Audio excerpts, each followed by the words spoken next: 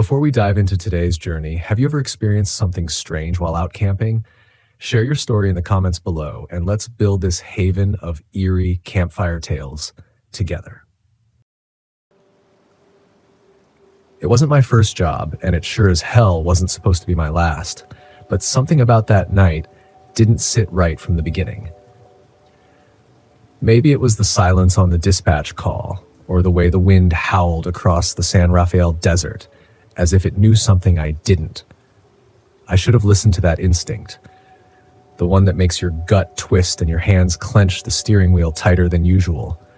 But when the money's right, sometimes you take a job you wouldn't otherwise. The rig hummed beneath me as I barreled down I-70 heading west. The sky was bruised with the last light of day, purple streaks fading into a storm building on the horizon. I had a long way to go and no time to waste. They said the cargo was sensitive, needed to be kept at exactly 20 degrees, and if I messed up, there'd be hell to pay. That wasn't what bothered me, though. What bothered me was not knowing what the hell I was hauling. When they don't tell you what's in the trailer, it's never good. My name's Roy Mallister, bones to the few truckers who still know me on the road.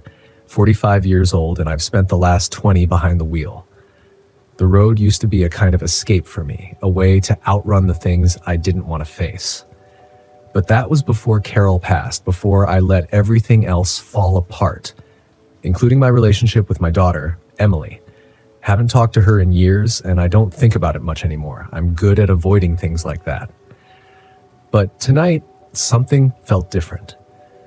The desert stretched out endlessly on either side of me, just red rock and dry air as far as the eye could see.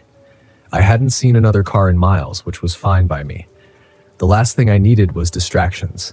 That is, until the dashboard flashed red and the trailer's cooling unit flickered for the first time. I muttered a curse, pulling the rig over onto the shoulder.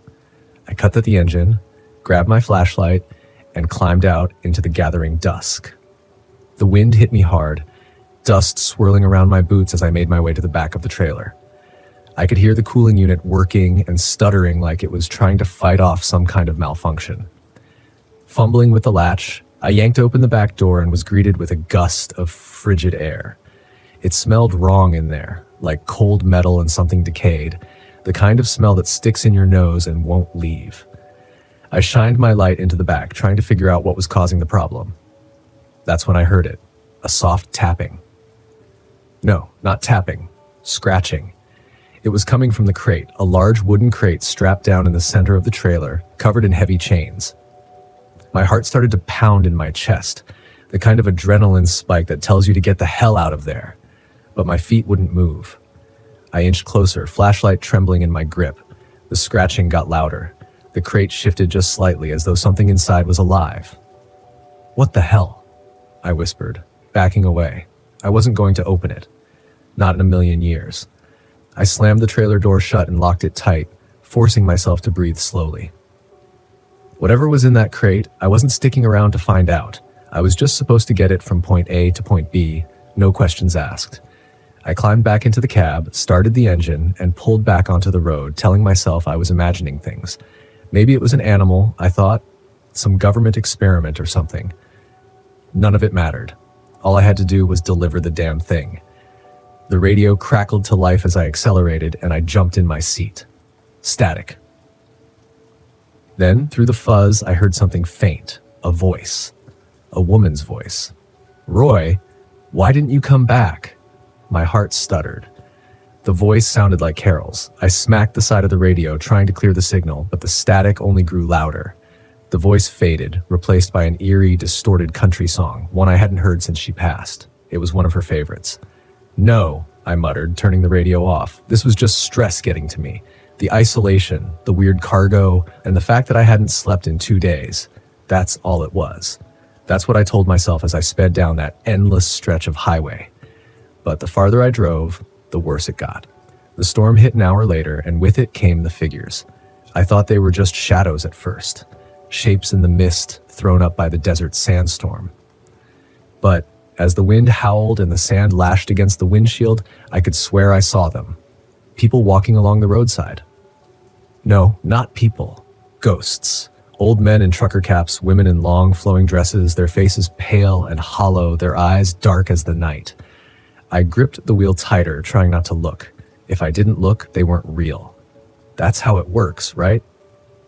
I blinked hard, forcing my eyes back on the road, but I couldn't shake the feeling that something was watching me, following me.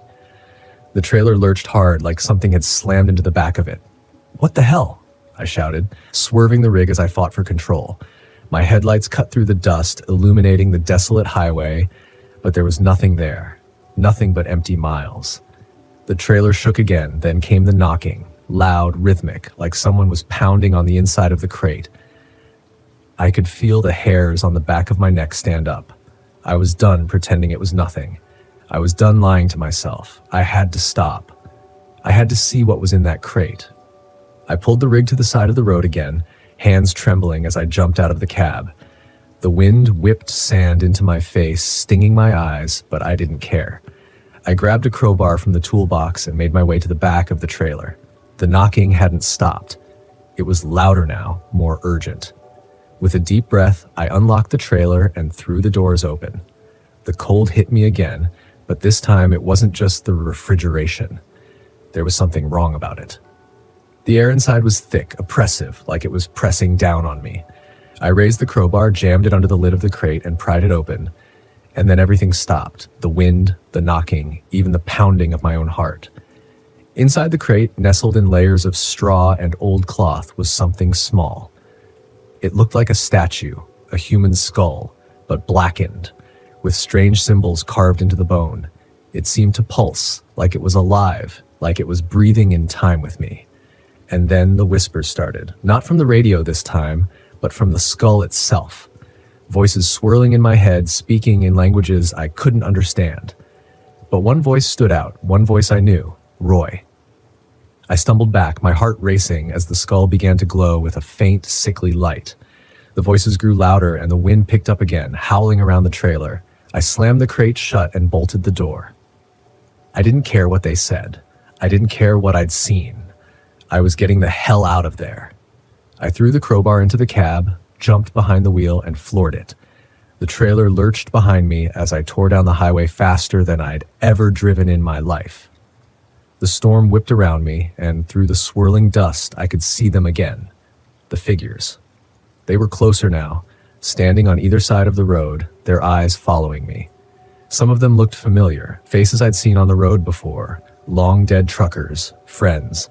Then, as if the storm itself parted, I saw her. Carol, standing in the middle of the road. Her white dress flowing in the wind, her eyes locked on mine. I jerked the wheel, swerving to avoid her, but the rig skidded off the road. The trailer jackknifed as it skidded across the desert sand. I barely managed to hang on as the truck groaned to a stop, tilted sideways in a ditch.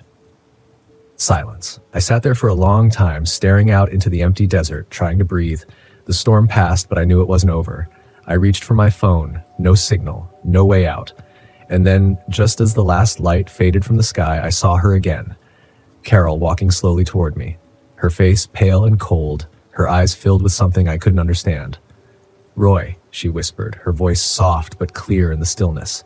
"It's time to come home." I didn't run. I didn't scream. I just sat there waiting as the darkness closed in around me.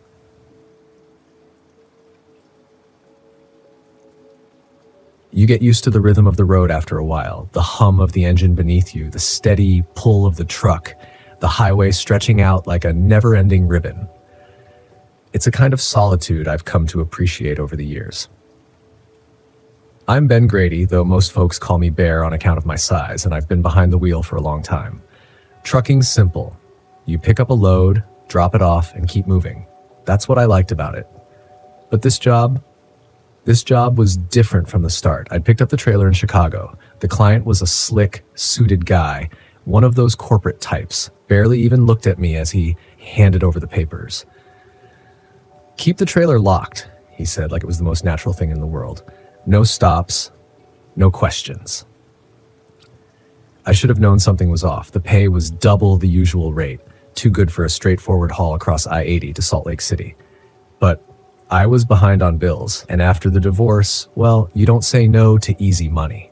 Now, Somewhere between Kearney and North Platte, Nebraska, in the dead of night, that easy money was starting to feel like blood money.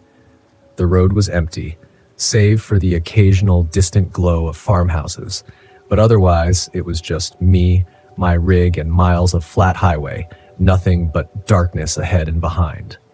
My truck's headlights cut through the night, illuminating the white lines on the road, but something about the blackness beyond felt heavier than usual, like it was waiting.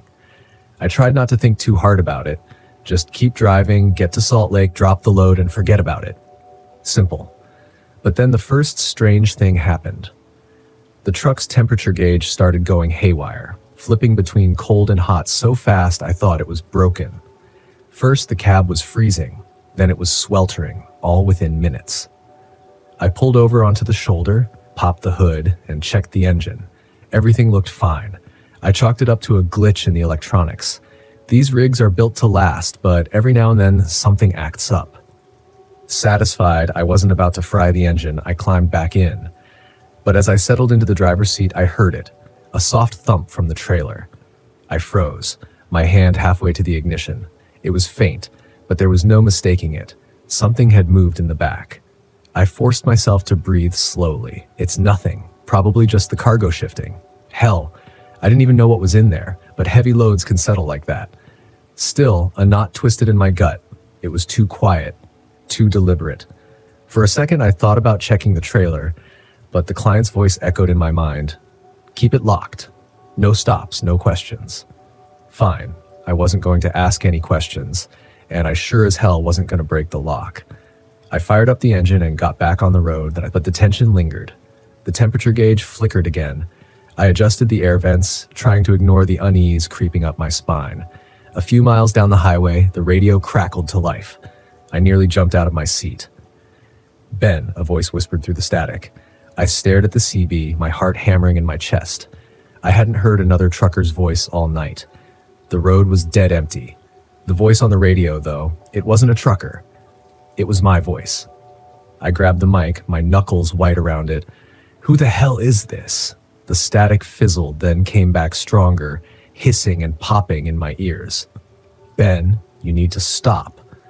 I dropped the mic like it was burning my hand, cursing under my breath. It had to be a prank, someone screwing around on the frequency, maybe picking up my name from a previous broadcast. But that didn't make sense.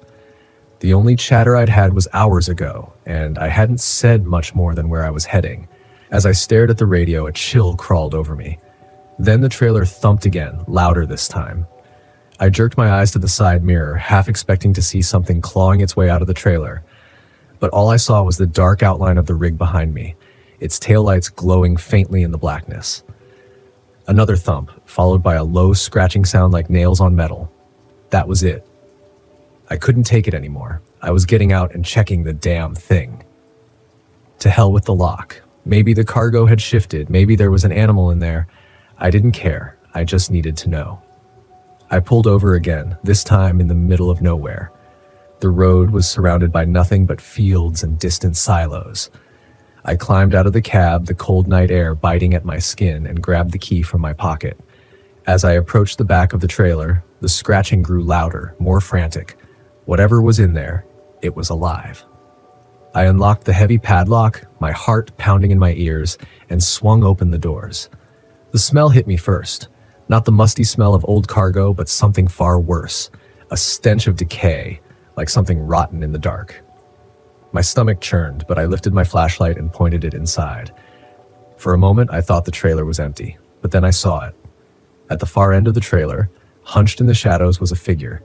It was humanoid but twisted, like its body had been mangled and warped. Its limbs were too long, its skin pale and slick, almost translucent.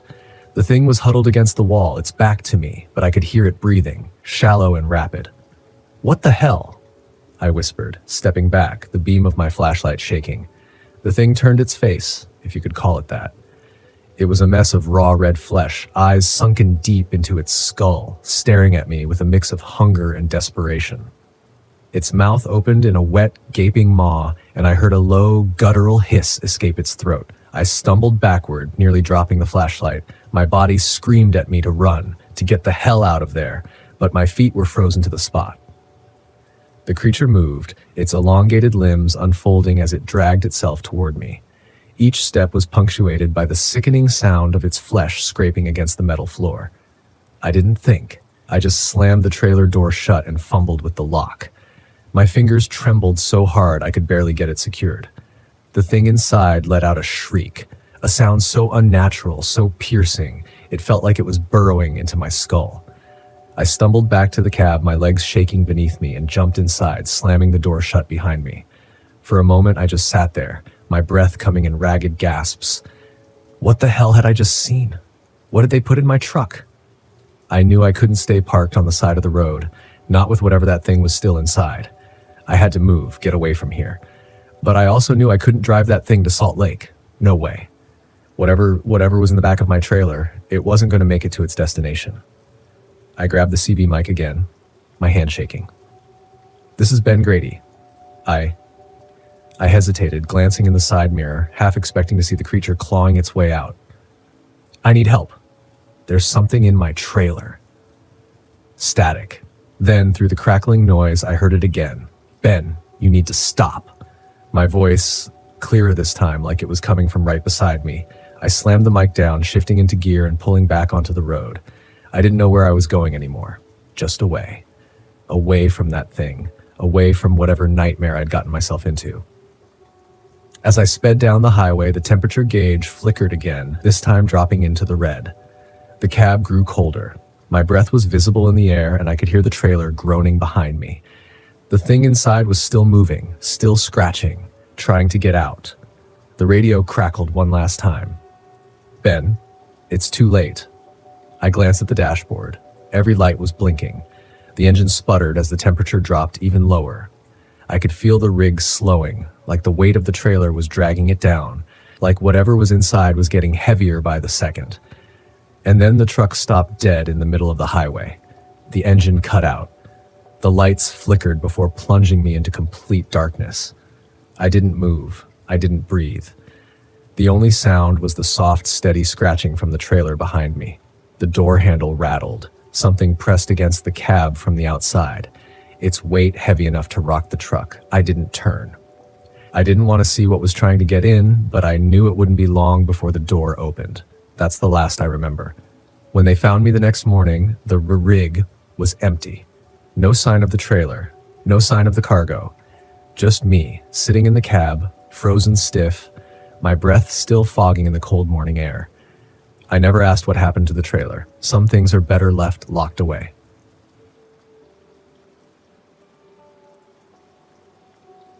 I hadn't planned on staying at Stillwater Grove.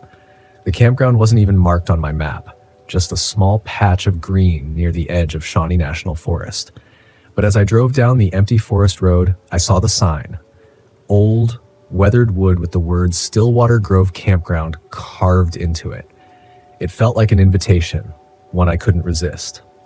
I had been on the road for weeks, photographing wildlife for a personal project I had picked up after quitting my job. The last few months had been a blur of long drives, lonely campsites, and an overwhelming need to be anywhere but back in the city. I didn't miss my corporate job or my ex. What I did miss was the feeling that I knew what the hell I was doing with my life. Stillwater Grove seemed perfect, quiet, isolated, and right by the lake. It would give me the break I needed, some peace before heading back into the real world. When I pulled into the campsite, the late afternoon sun cast long shadows across the grove. The air was still, the only sound being the gentle lapping of water against the shore. A single RV sat on the far side of the campground, a distant figure moving near it. Otherwise, it was just me. I parked my RV near the edge of the lake, the water glistening under the fading light. After setting up camp, I grabbed my camera and headed toward the shore, hoping to catch the sunset. As I stood there, framing the perfect shot, a voice startled me. "Beautiful, isn't it?" I turned to see a woman standing a few feet away, her face half in shadow. She had an otherworldly kind of beauty, pale skin, long dark hair, and eyes that seemed to take in everything. "Yeah," I replied, lowering my camera. "It's peaceful." She smiled. "It always is here." "I'm Ellie, by the way." "Nick," I said, shaking her outstretched hand. Her skin was cold, like she had been standing in the shade for too long. "You camping here too?" For a little while, she said, her voice soft. I come here every now and then, can't stay away. Her words sent a shiver down my spine, though I couldn't explain why. I wasn't used to talking to people much anymore. The solitude had become my comfort zone, and something about Ellie felt out of place. You here for the fishing? I asked, trying to make small talk. She shook her head. No, just the lake, the quiet. We stood in silence for a moment, watching the sun sink behind the trees. The sky turned shades of pink and orange, the water reflecting the colors like a mirror. I raised my camera, snapping a few shots, and when I looked back, Ellie was gone. Just like that. I glanced around, but there was no sign of her. The other RV was still parked at the far end of the grove, but there was no movement. I chalked it up to her being quick on her feet, though it left me feeling oddly unsettled. That night, I couldn't sleep. The wind had picked up, making the trees outside rustle against each other like whispered secrets. I rolled over in bed, trying to find a comfortable position, but something felt off. The RV was too cold. Colder than it should have been. I checked the thermostat, but everything seemed normal. Still, the chill lingered. I grabbed a blanket and tried to force myself to sleep. That's when I heard it. A faint sound, barely audible at first, like a woman's voice carried on the wind. I sat up, listening, but it was gone. Just my imagination, I thought. Long days alone in the woods will do that to you. But then I heard it again. This time it was clearer. A soft, melodic humming coming from outside. I climbed out of bed, grabbing my flashlight. My breath fogged up in the cold air as I stepped outside the RV, scanning the campsite. Nothing. Just the stillness of the lake and the trees swaying gently in the wind. But the humming persisted, coming from near the water's edge. I walked toward the shore, the beam of my flashlight dancing over the ground. And that's when I saw her. A woman in white, standing at the edge of the lake, her back to me. Her long, dark hair hung loose down her back, swaying slightly as she hummed that haunting tune. Ellie? I called out, my voice shaking. She didn't turn. She just stood there, motionless, her gaze fixed on the water. Something about the way she stood, so still, so rigid, set my nerves on edge. I took a step closer, the flashlight illuminating her pale figure. But as soon as the light touched her, she vanished. I blinked, stunned. 1 second, she had been there, and the next, she was gone. The water rippled where she had been standing, but otherwise, the lake was empty. I backed away, my heart pounding in my chest. What the hell was that? I hurried back to the RV, locking the door behind me. My breath came in quick, shallow gasps. My hands were shaking. I didn't believe in ghosts or supernatural nonsense, but what I had seen, it wasn't right. I had seen her. I knew I had. I spent the rest of the night wide awake, staring at the ceiling and trying to rationalize what had happened. But no matter how hard I tried, I couldn't shake the image of that woman standing by the lake. The next morning, I found Ellie near the grove, sitting by a small campfire. She smiled when she saw me, though her smile didn't quite reach her eyes. Rough night? She asked, as if she already knew. Yeah, I said, sitting down across from her. I saw something last night. A woman by the lake. I thought it was you, but she wasn't there when you got close. Ellie finished, her voice calm, too calm. The Lady of Stillwater. The what? I asked, feeling a chill run through me. Ellie looked at me, her eyes dark and hollow. She's been here for a long time, longer than the campground, longer than the trees. She drowned in the lake, or so the story goes. Some say she was waiting for someone. Her lover, I think, but he never showed. I stared at her, my stomach twisting. You're telling me she's a ghost? Ellie shrugged. Call it what you want, but she's real. And now that you've seen her, she won't let you go. I laughed, though it came out shaky. That's insane. Is it? Ellie asked, her gaze locking onto mine. You saw her. You know she's real. I opened my mouth to argue, but the words died in my throat. I had seen her, and it hadn't been a trick of the light or my imagination. Something had been there. Something that shouldn't have been. What does she want? I asked quietly. Ellie's eyes flicked toward the lake. She wants what she's always wanted. To take someone with her into the water. That night, the sound started again. At first, it was the soft humming, drifting through the night air. Then the splashing, gentle, rhythmic, like someone wading through the water. I lay in bed, my heart racing, my body tense. I didn't want to go outside. I didn't want to see her again. But the pull was stronger this time. A strange compulsion tugged at me, drawing me toward the lake. I tried to fight it, to stay in the RV, but my legs moved on their own, carrying me outside into the cold night air. The lake was calm, reflecting the pale moonlight. And there she was, standing in the water, her white dress billowing around her as if moved by an unseen current. "Come to me," she whispered, her voice soft but clear. "Please, come." I took a step forward, my body moving against my will.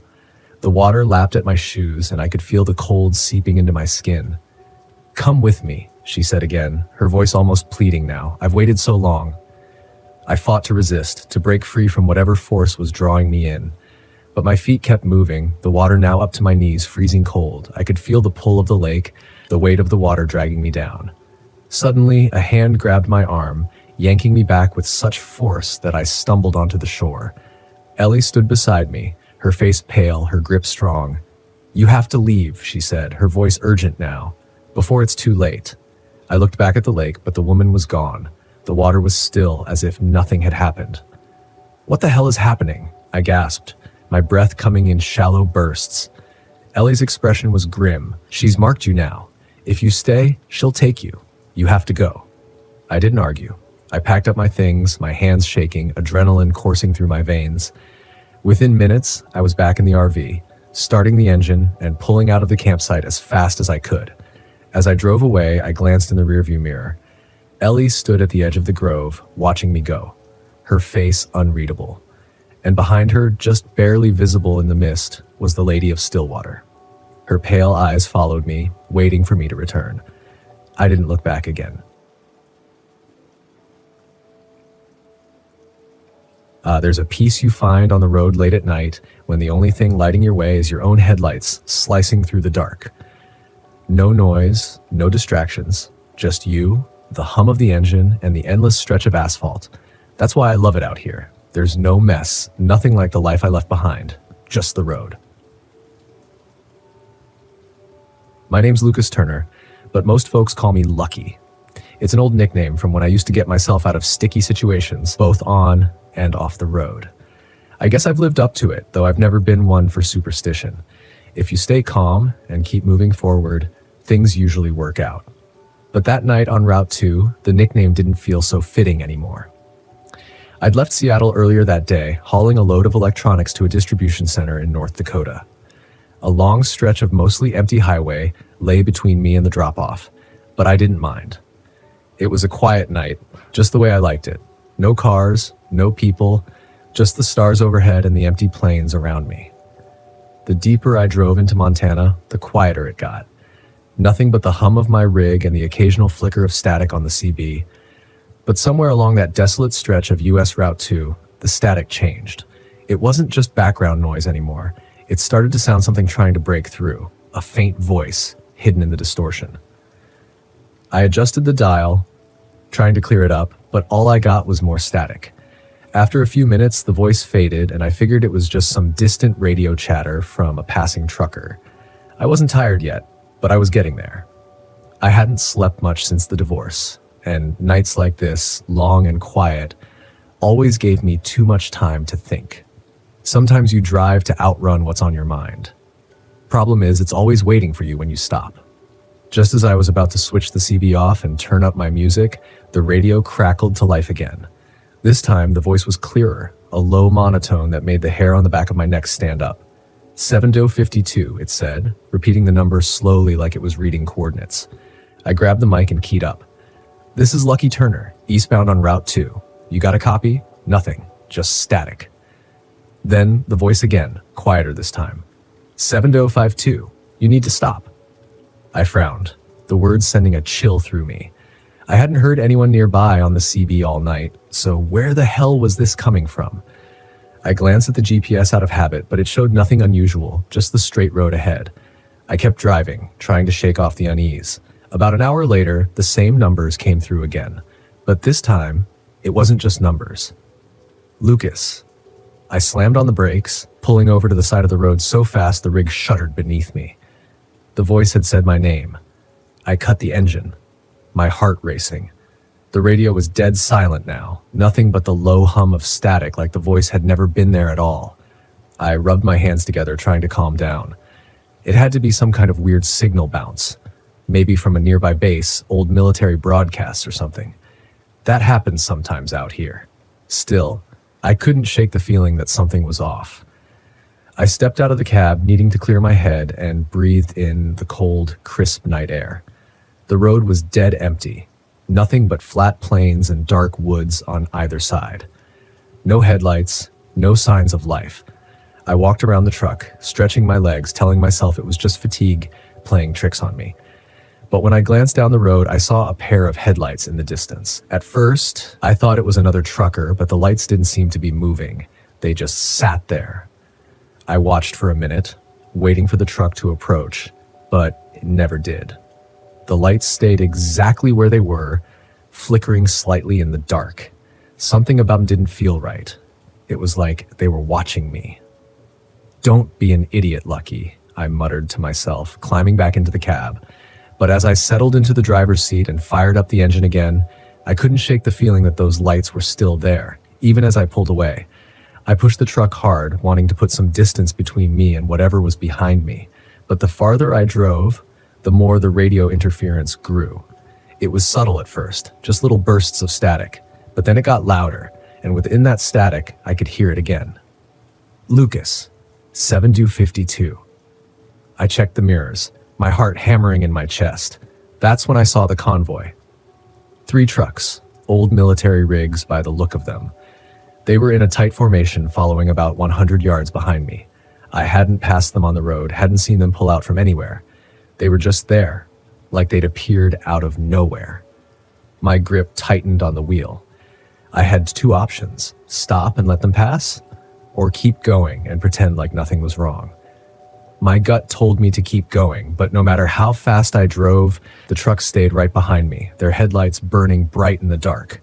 And that voice, Eddie's voice, kept slipping through the static on the CB. "You need to stop, Lucas." I slammed my fist on the dashboard, adrenaline surging through me. This couldn't be real. Eddie was dead, had been for years. And yet his voice kept coming, clear as day, telling me to stop. I passed a small sign on the roadside, Deadwood Ridge, 2 miles. That's where the voice had been leading me. 7052, it was a set of coordinates that pointed directly to Deadwood Ridge. I didn't want to go there. Every instinct screamed at me to keep moving, to get as far away as possible, but the voice, Eddie's voice, had a pull I couldn't shake. Something was waiting for me there. Something I had to face. When the turnoff for Deadwood Ridge appeared, my hands moved before my mind could catch up. I took the exit. The old, narrow road wound through thick trees, and as soon as I turned, the convoy behind me vanished. Just like that. Gone. The road twisted and turned, narrowing with every mile, until I came to an old gate, rusted, broken, hanging off its hinges. Beyond it, hidden in the woods, I could see the remains of an old military base, abandoned, decaying like something out of a nightmare. I cut the engine and stepped out into the cold, my breath fogging in the air.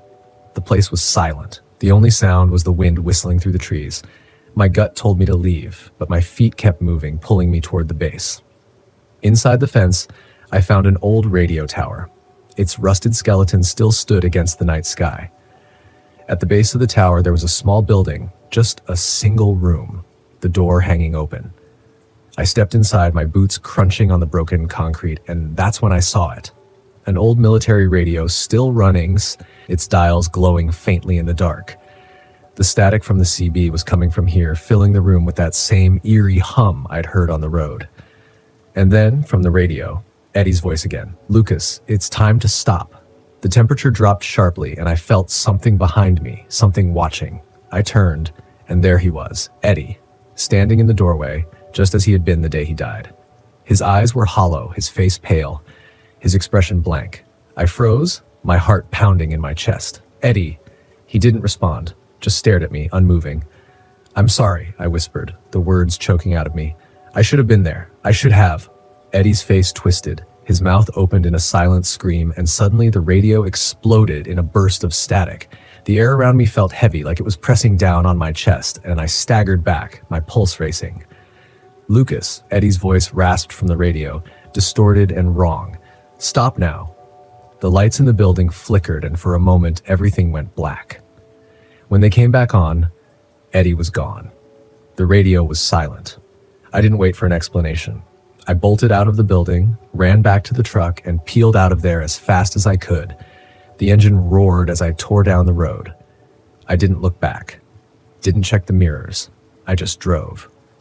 When I finally got back on Route 2, the radio was silent. No static, no voices. Just the empty road and the stars overhead. I never did figure out what happened that night. Maybe it was exhaustion, maybe it was something else. But I know one thing. I don't drive that stretch of road anymore.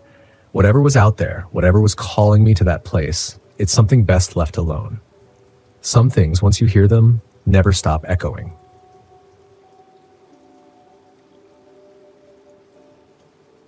I thought this trip would fix everything. I believed that a week out in the woods, just me and Tyler, would somehow repair the damage from the past year. The divorce hit him harder than it hit me. And that's saying something. I thought maybe, out here in the quiet, away from the distractions of phones in the city, we could connect again. You know, like fathers and sons are supposed to. But from the moment we hit the road, I knew it wasn't going to be easy. Tyler barely looked up from his phone the entire drive, earbuds in, scrolling mindlessly. He didn't care about the scenery, didn't care that we were headed to Deadwood Creek, a place I used to go with my own dad when I was his age. It's funny how history repeats itself. My father and I never really saw eye to eye either. He'd brought me out here, hoping to teach me how to be a man, how to survive in the wilderness, and now here I was doing the same with Tyler, hoping the Black Hills would heal something in both of us. I glanced at him as we pulled into the campground. He didn't even notice the tall, dark pines surrounding us, swaying lightly in the wind. A dense fog had settled over the creek, and the sound of water trickling nearby was the only noise besides the RV's engine. It felt different than I remembered, more isolated, lonelier. "This is it," I said, more to myself than to Tyler. "Cool," he mumbled, still scrolling, not even looking up. I sighed, cutting the engine. After we set up camp, I suggested a short hike to check out the creek. Tyler grumbled but followed me. The trail was just as I remembered, narrow, winding through the trees, with the creek gurgling beside us. There was something peaceful about it, but also something off. The further we went, the heavier the air felt, like the forest was watching us. We reached the creek's edge, where the water ran fast over the rocks. I crouched down, letting the cool water run over my hand. "This place used to be full of miners back in the gold rush days," I said, trying to make conversation. "A lot of people came out here looking to strike it rich. Some of them didn't make it out." Tyler shrugged. "I guess," he said. I stood up and brushed off my hands, frustrated. "You know, you could try enjoying this." He looked up from his phone for the first time and scowled. "I didn't ask to come here." I bit my tongue, holding back the argument that wanted to burst out. "Let's head back to camp." As we turned to leave, something flickered in my peripheral vision. I stopped, squinting through the trees. There, just at the edge of the clearing, a dim light floated in the distance. It flickered like a lantern, swaying in the wind. "Did you see that?" I asked, pointing toward the trees. Tyler glanced up, following my gaze. "What? That light?" It was gone. I blinked, rubbing my eyes. Maybe I'd imagined it. The fog had thickened while we were by the creek, and the woods were growing darker. "Never mind. Let's go." The first night was when things started getting weird. Tyler and I had retreated to the RV after dinner. He was predictably glued to his phone while I tried to read a book, but the quiet gnawed at me. The stillness outside felt oppressive rather than peaceful. The wind had picked up, and the pines swayed ominously against the backdrop of the night. Then I heard it. At first, I thought it was just the wind, a soft, barely there sound, like whispers carried on the breeze. But as I listened, it grew more distinct. Not the wind. Voices. Faint, disembodied voices murmuring just outside the RV. "Did you hear that?" I asked, sitting up straighter. "What?" Tyler didn't even look up. "The voices outside." Tyler pulled out one of his earbuds, frowning. "What are you talking about?" I stood up and went to the window, peering out into the darkness. Nothing but fog and trees. But I could still hear the whispers just at the edge of hearing, like they were coming from the creek. I shook my head, probably just the wind. Tyler rolled his eyes and went back to his phone, but something about those whispers unsettled me. That night, as I lay in bed, I couldn't shake the feeling that we weren't alone. The next morning, the air felt even heavier. Tyler was still distant, sulking around camp, so I suggested another hike, hoping it would clear the tension between us. He reluctantly agreed, and we set off down the trail again, heading back toward the creek. But this time, the unease I'd felt the day before was stronger. Every rustle in the trees, every crack of a branch set me on edge. As we walked, I couldn't help but glance over my shoulder. The feeling of being watched was constant now, like eyes were following us from the shadows. Then I saw it again. The light. This time, it was brighter, flickering between the trees ahead of us, moving slowly, like a lantern being carried by an unseen hand. "There it is," I whispered, grabbing Tyler's arm. "Do you see it?" He stopped, frowning. What are you talking about?" The light flickered in and out, growing dimmer before vanishing completely. I took a step forward, but Tyler grabbed my arm. "Dad, let's just go back." I wanted to argue, but the look on his face, the fear in his eyes, stopped me. Truth be told, I was scared too. "Yeah, let's go." That night, the footsteps started. It was late, maybe past midnight, and I just managed to drift off when I heard them. Slow, deliberate steps crunching on the gravel outside the RV. At first, I thought it was just an animal, maybe a deer or something, but the steps were too heavy, too purposeful. I lay there, holding my breath, listening as the footsteps circled the RV. They stopped by the window, then moved to the door. Tyler stirred in his sleep, but didn't wake. I slipped out of bed and grabbed the flashlight. My heart pounded in my chest as I crept toward the window, slowly pulling back the curtain. The beam of my flashlight cut through the darkness, and there, just at the edge of the light, stood a figure. It was tall, dressed in ragged, old-fashioned clothes, like something out of the gold rush era. A wide-brimmed hat covered most of its face, but I could see the gleam of a lantern hanging from its hand. The figure stood perfectly still, just watching the RV. I stumbled back, heart racing. I didn't know what to do. My mind raced, searching for a rational explanation, but I couldn't find one. Then, just as suddenly as it had appeared, the figure turned and vanished into the fog, the light of its lantern disappearing with it. The next day, Tyler was pale and jittery, his usual teenage indifference replaced with genuine fear. He hadn't seen the figure, but he'd heard the footsteps, and the look in his eyes told me he knew something was wrong. "We need to leave," he said, his voice trembling. "I know," I replied. "I'll start the RV. We'll head out." But when I turned the key in the ignition, nothing happened. The engine sputtered, then went silent. I tried again and again, but the RV wouldn't start. "We're stuck here," I muttered, feeling the weight of dread settle over me. That night, the footsteps returned. This time, they were louder, more insistent. The figure was back, pacing around the RV, dragging something behind it. I could hear the heavy scrape of metal on gravel like chains being dragged along the ground. "Dad, what is that?" Tyler whispered, his face pale with fear. I didn't have an answer. I grabbed the flashlight and stepped toward the door. "Stay inside," I told him. "No, don't go out there," he begged, grabbing my arm, but I couldn't just sit there listening to the thing outside. I had to confront it.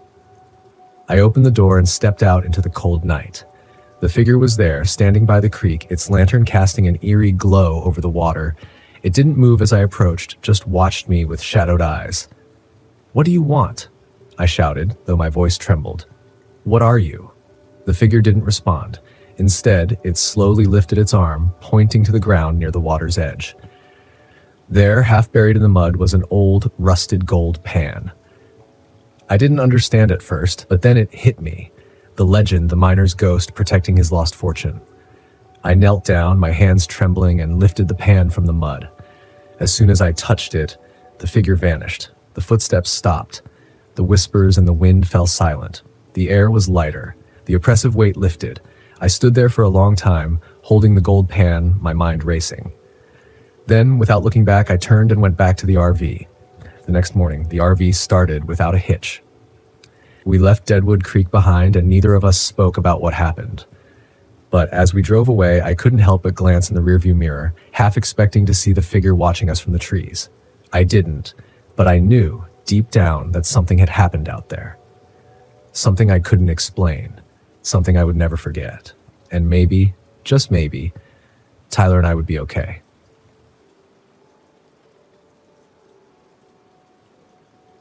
I never wanted to take the job, certainly not this one. But when the bills pile up and your savings start running dry, you do what you have to, even if it means going back to the place you swore you'd never see again. Dead Man's Pass. It was Eddie's death that did it. 15 years ago, I lost my brother on that road. His rig skidded off a curve and plunged into the canyon.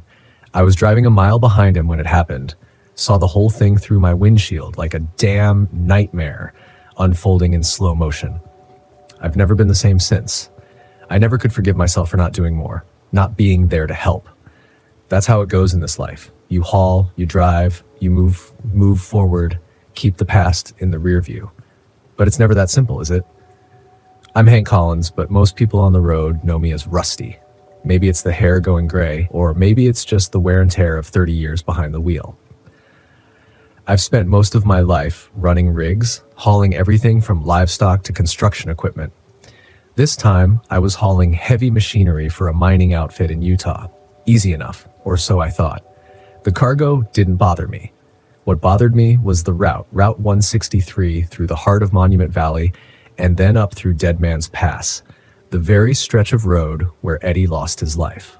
I've avoided it for years, but I couldn't avoid it this time. The money was too good, and the job came at a time when I needed it most. The first sign that something wasn't right came when I crossed into the desert. The vast expanse of red rocks stretched out for miles, the sun beginning to dip below the horizon, casting long shadows across the road. It should have been peaceful, almost beautiful, but there was something off. The radio cut out first. Static, then silence. Not unusual out here, but it didn't sit right. The stillness felt heavy, oppressive, like the desert itself was holding its breath. As the sun slipped away completely, I noticed a pair of headlights in my rearview mirror. At first, I didn't think much of it. Probably another trucker making the same route. But as the miles passed, those headlights didn't get closer. They stayed there, far back but steady, like whoever it was didn't intend to pass or fall behind, just keeping pace. I tried to shake it off, focusing on the road ahead. The canyon walls began to rise on either side of me, the road narrowing as I approached Dead Man's Pass. My hands tightened on the wheel, the familiar knot of tension growing in my chest. The road was winding, dangerous, with steep cliffs on one side and jagged rock on the other. I'd driven it 100 times before, but not since the night Eddie died. As I climbed higher, the truck started to act up.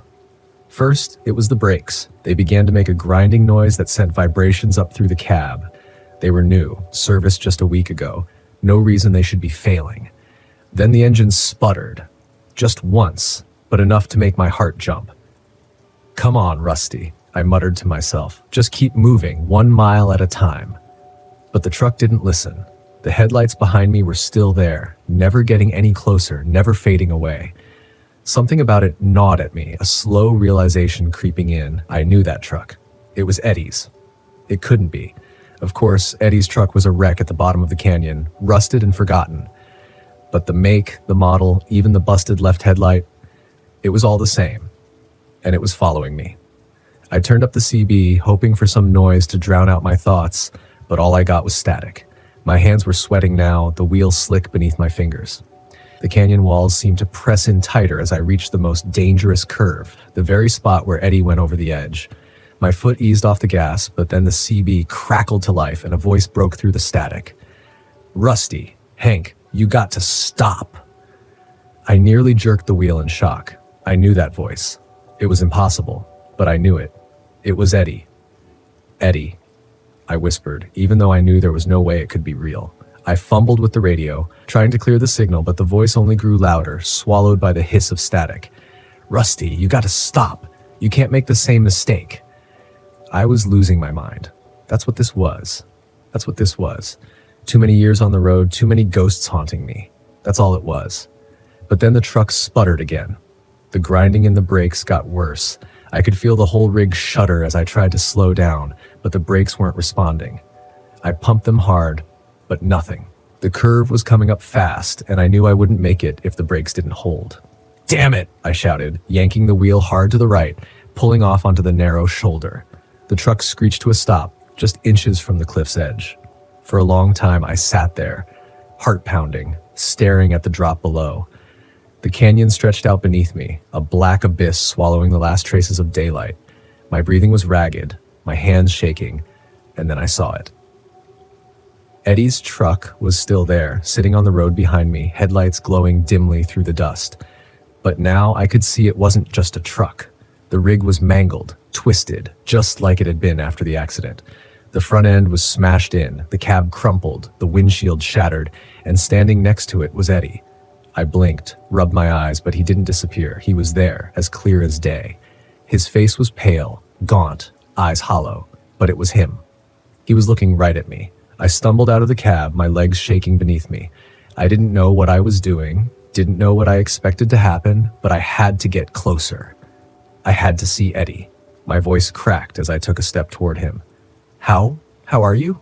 He didn't speak, just stared at me with those hollow eyes.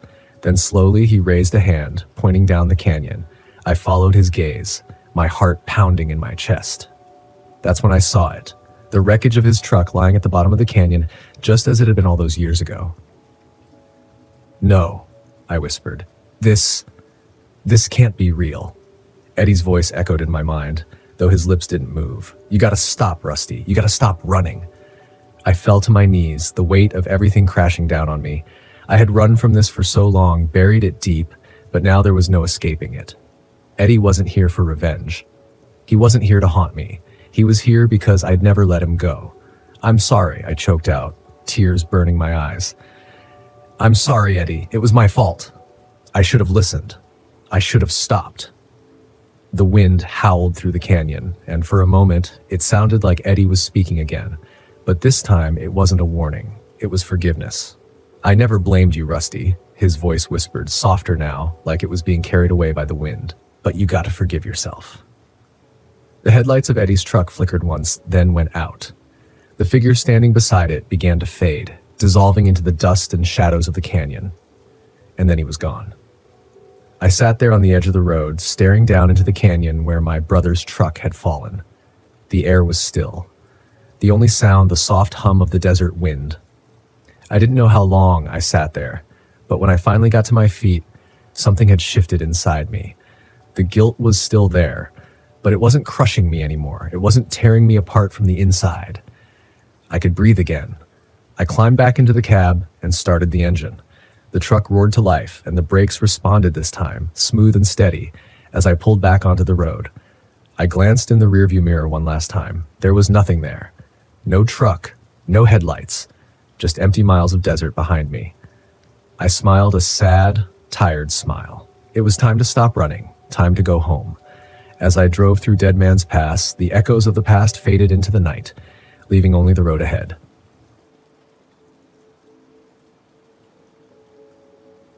I've always loved the quiet. That's the real reason I camp alone and hike alone. It's not about proving anything to anyone. It's about the silence, the kind of silence that presses against you like a weight, smoothing out the chaos of everyday life. Out here, far from deadlines and the blaring traffic, I can hear my own thoughts. But it's a fragile thing, the peace that the wilderness offers. I've learned that the quiet can also play tricks on you, turn on you. That's what happened to me in the San Juan National Forest. I'd been camping alone plenty of times before, but this trip was different. I still have trouble putting it into words. All I know is that the silence stopped being my friend somewhere on the second day. I'd planned to be out there for 4 days, just long enough to clear my head and reset. The spot I'd picked was remote, a stretch of dense forest near Pagosa Springs that even the locals didn't visit often. It was perfect, or so I thought. The first day went like it always does. The drive up was uneventful, and after a few hours of hiking, I found the perfect campsite. It was tucked away by a creek, surrounded by towering pines, with a small clearing just big enough for my tent and fire pit. I felt that familiar rush of excitement as I set up camp, the freedom of being out here completely alone with nothing but wilderness around me. That first night was easy. I sat by the fire, listening to the water rush over the rocks in the creek. I wrote in my journal a bit, mostly just notes about the hike and some thoughts about work. Then I crawled into my tent, ready to sleep. The silence was comforting at first, as it always is, but I woke up in the middle of the night to something strange. It was subtle, just a faint whispering sound, like the wind picking up through the trees. I brushed it off, telling myself it was nothing, and eventually drifted back to sleep. The next day, things started to go wrong. I woke up later than I'd planned, the sky already a pale blue overhead. My stove was acting up, which was weird because it had worked fine the night before. It just wouldn't light no matter what I tried. I ended up eating cold granola and packing up my camp, ready to move deeper into the forest. That's when I noticed my GPS wasn't working. I'd had reception when I camped here before, but now my phone was useless, no signal at all. I wasn't worried yet, though. I'd brought a map and I knew the area well enough to navigate without technology. Still, the feeling that something wasn't right settled in, and I couldn't shake it. The hike was harder than I expected. My legs felt heavier, like the air itself was weighing me down, and the forest was quiet, too quiet. Normally you'd hear birds or the occasional rustle of squirrels in the underbrush, but today it was just still. The silence felt unnatural. I found another campsite by late afternoon, a little further into the woods next to a meadow that looked untouched. I set up my tent quickly, eager to get a fire going, but as I worked, the feeling of being watched crept up on me. I couldn't shake it. Every time I glanced over my shoulder, nothing was there, just trees and shadows, but the sensation wouldn't leave. That night, I heard the whispers again. This time, they were louder, clearer, and they weren't random. They were saying something, my name. I sat up in my tent, my heart pounding. The sound was faint but unmistakable, drifting on the breeze from somewhere just beyond the clearing. I grabbed my flashlight, unzipped the tent, and shone the light into the trees. Nothing. The forest was still, the fire flickering in the corner of my vision. I stood there for a long time listening, but the whispering had stopped. It was just the wind. It had to be. Still, I couldn't shake the feeling that I wasn't alone. By the third day, I was exhausted. I hadn't slept much the night before, and the feeling of unease had only grown stronger. My gear wasn't cooperating either. When I tried to pack up my tent, I found that the poles had bent. They were new, barely used, but somehow they were warped, like something had twisted them while I slept. It didn't make sense. The whispering was back too, even during the day. It followed me as I hiked, a faint sound on the edge of hearing, like someone walking just out of sight. I kept telling myself it was the wind, but deep down I knew something wasn't right. I wasn't alone out here. Then there was the whistling. It started around midday, just after I'd set up my third camp. At first I thought it was a bird, but the sound was too deliberate, too human. It came from somewhere deep in the woods, a high, clear note that echoed through the trees. I froze, listening. The sound grew louder, closer, then stopped as suddenly as it had begun. I called out, hoping it was another hiker, someone who'd stumbled across my camp, but there was no response, just silence. I tried to stay calm, but the sense of being watched was overwhelming. Now it felt like something was circling me, just beyond my vision, waiting. That night, the whispers didn't stop. I lay in my tent, wide awake, listening as the sound of my name drifted through the trees. It was faint at first, like it had been the night before, but as the hours passed, it grew louder, more insistent. Dylan? I grabbed my flashlight and stepped outside, the cold night air biting at my skin. The fire had died down, casting long, flickering shadows across the clearing. I scanned the trees, heart racing, but there was nothing, just darkness. I was about to crawl back into my tent when I saw something move, a shadow slipping between the trees. I froze, my breath catching in my throat. It was too big to be an animal, and it was moving too deliberately, like it was watching me, waiting. I turned off my flashlight and backed into the tent, my mind racing. I'd never been this scared in the woods before, not once in all the years I'd camped alone. But now, there was something out there. I could feel it. I zipped the tent shut and tried to calm my breathing, but the whispers were inside my head now. They weren't just outside, they were all around me. Dylan. I didn't sleep at all that night. I sat in my tent, clutching the flashlight, listening as the whispers circled me.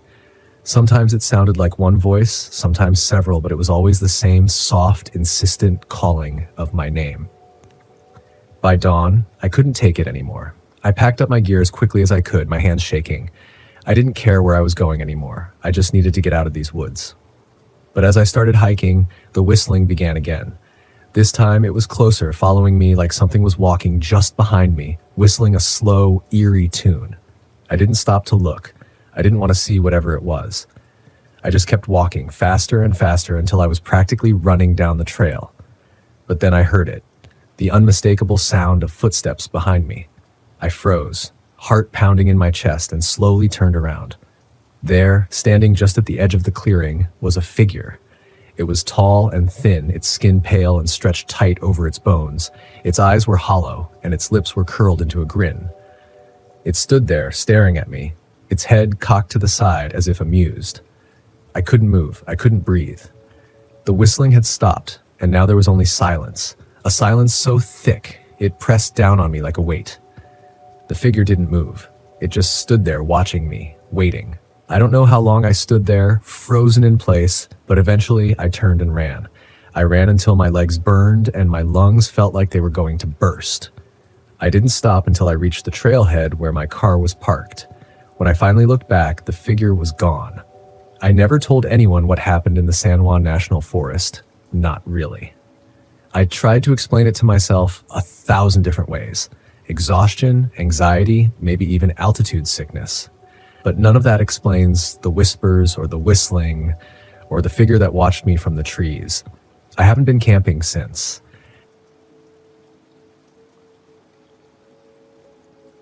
I'm not sure why I chose the Ocala National Forest. It wasn't really on my radar until a couple of weeks ago. Maybe it's because Megan always talked about it, how beautiful the pine forests were, the springs. She was the nature person, not me. She practically begged me to take her camping here once, back when we were still together. I kept putting it off, using work as an excuse. Now, here I am, in the middle of the forest, alone in my RV, with nothing but my thoughts for company. I needed a break, that's what my doctor said. Unplug, he told me. You need to find yourself again, as if I ever had a real grasp of who I was to begin with. 2 weeks into my forced time off, I wasn't any closer to finding peace or clarity. I felt off. I didn't realize how addicted I was to being connected. No emails, no social media, no news feeds, just silence and isolation. It was what I thought I wanted. The first night in the RV wasn't too bad. I parked in a secluded spot far from the main road, surrounded by towering pine trees. I managed to set up camp without any major problems. I had a fire going, and for a little while, I could almost see the appeal Megan always talked about.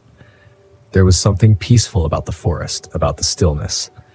But it was the kind of stillness that quickly became unsettling when you were alone. By the time the sun set, the silence had grown thick. The only sound was the wind shifting through the pine needles, and, every so often, the distant call of an owl. I tried to read one of the survival books I'd brought, but I couldn't focus. My mind kept drifting back to her. Megan. We hadn't spoken since the divorce went through. 3 years of marriage dissolved in less than a month. I couldn't even tell you exactly when things went wrong. I just buried myself in work. She begged me to slow down, to reconnect, but I didn't listen. I told myself I was doing it for us, that the stress was worth it in the end. But by the time I realized how much I'd lost, it was too late. The fire crackled as the temperature dropped. I got up to grab my jacket from inside the RV. That's when I first heard it, a soft tapping sound, like something lightly knocking against the side of the RV. I froze, listening. Tap, tap, tap. I leaned against the door, listening harder. The tapping continued, rhythmic, almost deliberate. I grabbed a flashlight and opened the door, scanning the area around the RV. The light cut through the darkness, but I couldn't see anything. Just trees and shadows. Probably just a branch in the wind, I muttered to myself, though the trees weren't close enough to the RV for that to make sense. I shut the door and locked it. The tapping had stopped, but I didn't sleep well that night. Every time I drifted off, I heard something. Footsteps, rustling things I couldn't explain away as easily as I wanted to. But when I looked outside, the forest was still. The next morning, I found the footprints. They were in the dirt around the RV, large and oddly spaced. Not animal tracks, but not quite human either. They seemed too long, too wide, like someone had been walking on the balls of their feet with unnatural precision. They circled the RV, stopping near the windows before disappearing into the trees. I crouched down to get a better look. The prints were deep, the kind that didn't come from a person casually walking. Whoever or whatever had made them was heavy, deliberate. I couldn't shake the feeling that I was being watched, even though there was no one around. I considered leaving, but I wasn't going to let some footprints freak me out. Besides, my RV wouldn't start. No matter how many times I turned the key, the engine just sputtered and clicked. The GPS on my phone was glitchy too, pointing me in all sorts of random directions before it finally went blank. Great. Just great. I spent most of the day walking, trying to calm my nerves. I stuck to the trails at first, but as the hours passed, I wandered deeper into the forest. The pine trees stretched up endlessly, their trunks so straight and uniform that I started losing track of where I was. I didn't mind being lost, not at first. It distracted me from the unease that had settled in my chest. But then, out of the corner of my eye, I saw something, someone standing just beyond the trees. I stopped dead, staring at the figure. It was tall, too tall, and unnaturally still. I blinked, thinking maybe I'd imagined it, but when I looked again, it was still there. A dark shape, humanoid but wrong, standing among the trees, watching me. I called out, "Hello?" My voice sounded small, swallowed by the forest. The figure didn't move. I took a step toward it, and in an instant, it vanished. Not as if it walked away, but just gone, as though it had never been there. I felt a chill crawl up my spine. I stood there for what felt like forever, staring at the spot where the figure had been, before I finally turned and hurried back toward the RV. That night, the tapping started again, louder this time, more insistent. I lay in bed listening, my heart pounding in my chest. The rhythmic tapping echoed around the RV, coming from all sides. It sounded like someone or something was circling the vehicle, knocking at the walls, at the windows. I couldn't bring myself to move. Then the footsteps started, heavy, deliberate thuds like boots crunching on gravel. They moved slowly, methodically, pacing back and forth outside the RV. I grabbed my flashlight, my hand shaking, and crawled out of bed. "Stop it," I whispered to myself. "You're imagining things. It's nothing." But I wasn't imagining it. I peered through the window, and there it was. The figure, standing just at the edge of the clearing, barely visible in the darkness. Its shape was clearer now, a tall, gaunt figure with limbs that seemed too long, too thin. Its face was hidden in shadow, but I could feel its eyes on me, watching. I stumbled back from the window, heart racing. The tapping grew more frantic, the footsteps louder. My head spun with fear and confusion. What was it? Why was it here? I bolted for the door, but as I reached for the handle, I heard a voice. "David." I froze. It was Megan's voice, soft, familiar, and unmistakable. "David, come outside." My breath caught in my throat. "Megan," I whispered, barely able to speak. "Come to me." I stared at the door, my hand trembling on the latch. The voice was so clear, so real, but Megan wasn't here. She couldn't be. It wasn't her. "David, please." The voice grew more insistent, more urgent, but something in the tone was wrong. Off. It wasn't her. It couldn't be. I backed away from the door, my heart pounding in my chest. The tapping and footsteps stopped all at once, leaving an eerie silence in their wake. I didn't sleep that night. The next morning, the forest felt different, lighter somehow. The figure was gone, and the RV started on the first try. I didn't waste any time. I packed up and drove away, leaving the forest behind as quickly as I could. But even now, as I sit here writing this, I can't shake the feeling that something is still watching me. That maybe, just maybe, I didn't leave it behind. Some things can't be explained. Some things I realize now are better left undisturbed. I've always found comfort in the silence of the woods, out here away from people, away from the world. You can think straight. George Washington and Jefferson National Forest had been my sanctuary for years, my escape from the clutter of civilization. But this time, something felt different. It was as if the land itself was holding a secret it didn't want to share. It had been a rough few months. Lisa left me, and I couldn't say I didn't see it coming. I'd been distant, losing myself in work, then losing the work altogether. I thought a few days alone, hunting and camping, would clear my head. I needed space, and the mountains were the only place I knew where I could truly breathe. The plan was simple. 3 days, 4 at most. Head out to the edge of Silent Pines, an area where the deer roam freely and the mountains are still untouched by the tourist crowd. I'd bag a buck, maybe 2, and return with meat for the freezer. Just me, my gear, and the quiet hum of nature. But it didn't take long for that comfort and hum to go disturbingly quiet. The first day was uneventful, at least at first. I parked my truck at the trailhead, loaded up my pack, slung my rifle over my shoulder, and began the familiar hike into the heart of the forest.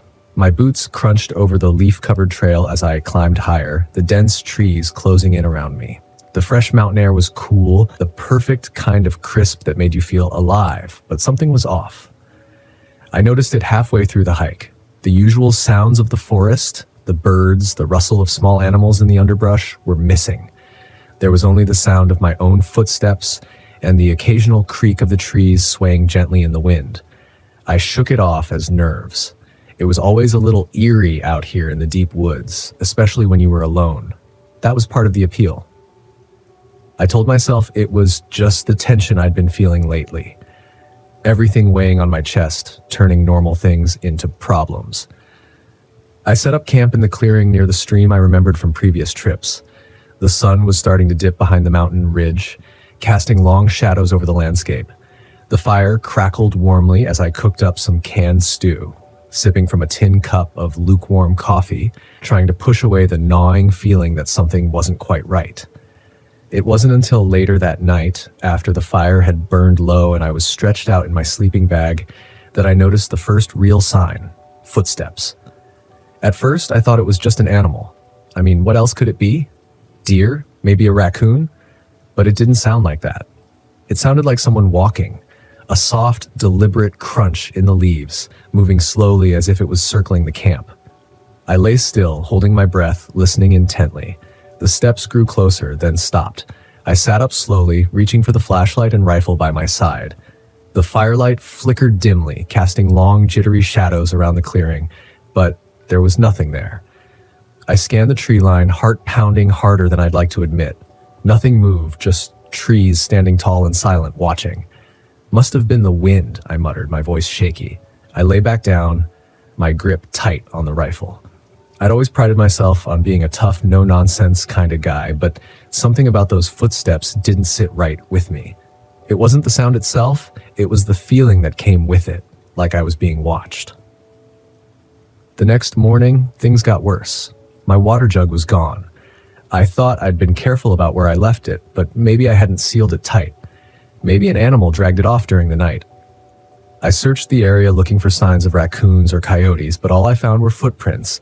Human, barefoot, and small, like a child's.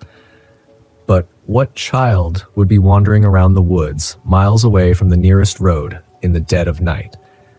I crouched down, running my fingers over the soft dirt where the prints had pressed into the earth. They seemed fresh, leading in a slow, meandering pattern around the campsite before disappearing into the woods.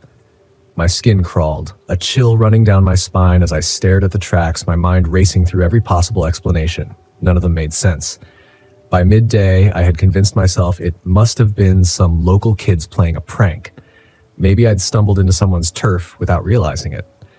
But as I hiked deeper into the woods, rifle ready, the sense of unease only grew stronger. Every step I took felt heavy, like the trees themselves were watching me, closing in tighter. Then I saw it. I was tracking a deer along the ridgeline when I noticed movement in the trees just ahead. At first, I thought it was the buck I'd been hunting, but then it stepped out into the clearing.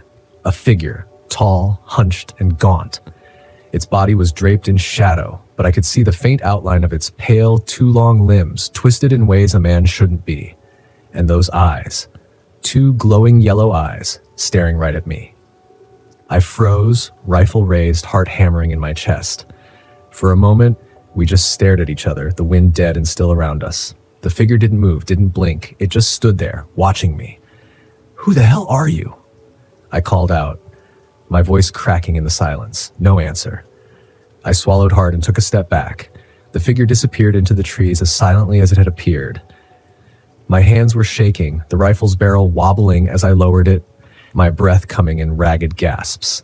I tried to tell myself it was just a shadow, a trick of the light, but I knew better. I'd seen it, and whatever it wasn't human. That night, the footsteps returned, louder this time, circling the camp with purpose. I stayed awake, rifle in hand, listening to the crunch of leaves as it moved closer. Every time I thought I'd hear it right outside my tent, the steps would stop, leaving only the suffocating silence. I couldn't sleep, couldn't even close my eyes without imagining those yellow eyes watching me from the darkness. By the third day, I was a mess, exhausted, jumpy, paranoid. I hadn't seen the figure again, but I could feel it following me, watching. The forest, once my refuge, had become a prison. I couldn't shake the feeling that no matter how fast I walked, no matter how deep I went, it was always just behind me, waiting. That afternoon, I found more footprints. This time, they were right outside my tent, circling it in strange, looping patterns. There were dozens of them, overlapping, almost chaotic, as if someone or something had danced around the camp all night. My heart raced as I traced the tracks, panic creeping into my bones. The final straw came that evening. I was sitting by the fire, trying to calm my nerves when I heard it again. The soft, whispering voice carried on the wind. It was faint, almost indistinguishable from the rustle of the trees, but I could make out one thing clearly. It was my name. Nate. I shot to my feet, spinning around, scanning the darkened woods for any sign of movement. The voice called again, softer this time, but closer. I couldn't take it anymore. I grabbed my gear, stuffed it into my pack as fast as I could, heart pounding in my ears. I needed to leave now. Whatever was out there, whatever had been stalking me for days, wasn't just a trick of the mind. It was real, and it wasn't going to let me go easily. As I slung my pack over my shoulder and reached for my rifle, I felt it, a presence behind me. I turned slowly, my breath catching in my throat. There, standing at the edge of the firelight, was the figure, tall, twisted, with limbs too long and eyes glowing a sickly yellow. Its face was pale and gaunt, hollow eyes staring into me as if it could see straight through my skin and into my soul. I raised the rifle, but before I could pull the trigger, it vanished. Just gone, like smoke dissolving into the night air. I ran. I didn't care about the trail, didn't care about my gear. I ran as fast as I could through the forest, branches slapping at my face, rocks and roots tripping me up as I sprinted blindly through the trees. I could hear it behind me, the soft crunch of footsteps following, never far behind. By the time I reached the trailhead, my lungs were burning, my legs felt like jelly, and my mind was racing with fear. I threw myself into the truck, slamming the door shut. The silence inside the cab was deafening. My hands shook as I fumbled for the keys, finally starting the engine and peeling out of there as fast as I could. Even now, weeks later, I can't get it out of my head. The figure, those eyes, the voice that called my name, luring me deeper into the woods. I haven't told anyone about it. No one would believe me anyway, just another man who got lost in the forest, right? But I know what I saw. I know what was out there. I haven't been back to the mountains since, and every time I close my eyes, I still see it. Watching, waiting.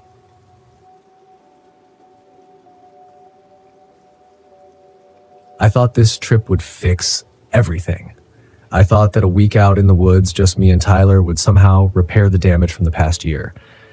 The divorce hit him harder than hit me, and that's saying something. I thought maybe out here in the quiet, away from the distractions of phones in the city, we could connect again, like fathers and sons are supposed to. But from the moment we hit the road, I knew it wasn't going to be easy. Tyler barely looked up from his phone the entire drive, earbuds in, scrolling mindlessly. He didn't care about the scenery, didn't care that we were headed to Deadwood Creek, a place I used to go with my own dad when I was his age. It's funny how history repeats itself. My father and I never really saw eye to eye either. He'd brought me out here hoping to teach me how to be a man, how to survive in the wilderness, and now here I was, doing the same with Tyler, hoping the Black Hills would heal something in both of us. I glanced at him as we pulled into the campground. He didn't even notice the tall, dark pines surrounding us, swaying lightly in the wind. A dense fog had settled over the creek, and the sound of water trickling nearby was the only noise besides the RV's engine. It felt different than I remembered, more isolated, lonelier. "This is it," I said, more to myself than to Tyler. "Cool," he mumbled, still scrolling, not even looking up. I sighed, cutting the engine. After we set up camp, I suggested a short hike to check out the creek. Tyler grumbled but followed me.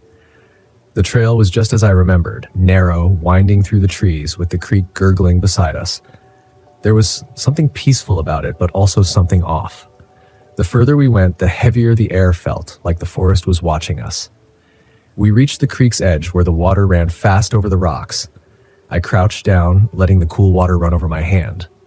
"This place used to be full of miners back in the gold rush days," I said, trying to make conversation. "A lot of people came out here looking to strike it rich. Some of them didn't make it out." Tyler shrugged. "I guess," he said.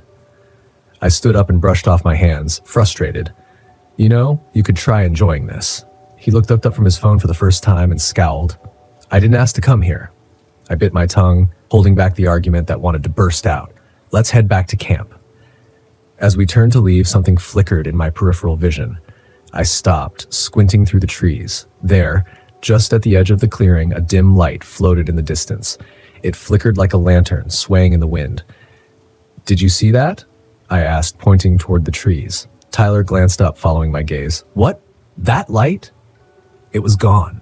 I blinked, rubbing my eyes. Maybe I'd imagined it.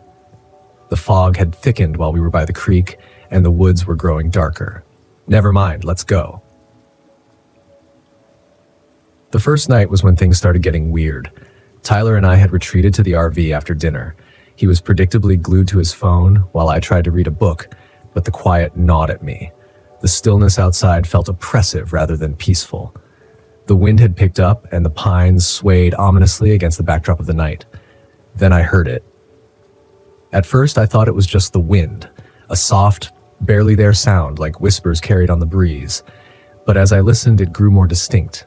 Not the wind, voices, faint, disembodied voices murmuring just outside the RV. "Did you hear that?" I asked, sitting up straighter. "What?" Tyler didn't even look up. "The voices outside." Tyler pulled out one of his earbuds, frowning. "What are you talking about?" I stood up and went to the window, peering out into the darkness. Nothing but fog and trees. But I could still hear the whispers just at the edge of hearing, like they were coming from the creek. I shook my head. Probably just the wind. Tyler rolled his eyes and went back to his phone, but something about those whispers unsettled me. That night, as I lay in bed, I couldn't shake the feeling that we weren't alone. The next morning, the air felt even heavier. Tyler was still distant, sulking around camp, so I suggested another hike, hoping it would clear the tension between us. He reluctantly agreed, and we set off down the trail again, heading back toward the creek. But this time, the unease I'd felt the day before was stronger. Every rustle in the trees, every crack of a branch set me on edge. As we walked, I couldn't help but glance over my shoulder. The feeling of being watched was constant now, like eyes were following us from the shadows. Then I saw it again, the light. This time, it was brighter, flickering between the trees ahead of us, moving slowly, like a lantern being carried by an unseen hand. "There it is," I whispered, grabbing Tyler's arm. "Do you see it?" He stopped, frowning. What are you talking about?" The light flickered in and out, growing dimmer before vanishing completely. I took a step forward, but Tyler grabbed my arm. "Dad, let's just go back." I wanted to argue, but the look on his face, the fear in his eyes, stopped me. Truth be told, I was scared too. "Yeah, let's go." That night, the footsteps started. It was late, maybe past midnight, and I just managed to drift off when I heard them. Slow, deliberate steps crunching on the gravel outside the RV. At first, I thought it was just an animal, maybe a deer or something, but the steps were too heavy, too purposeful. I lay there, holding my breath, listening as the footsteps circled the RV. They stopped by the window, then moved to the door. Tyler stirred in his sleep but didn't wake. I slipped out of bed and grabbed the flashlight. My heart pounded in my chest as I crept toward the window, slowly pulling back the curtain. The beam of my flashlight cut through the darkness, and there, just at the edge of the light, stood a figure. It was tall, dressed in ragged, old-fashioned clothes, like something out of the gold rush era. A wide-brimmed hat covered most of its face, but I could see the gleam of a lantern hanging from its hand. The figure stood perfectly still, just watching the RV. I stumbled back, heart racing. I didn't know what to do. My mind raced, searching for a rational explanation, but I couldn't find one.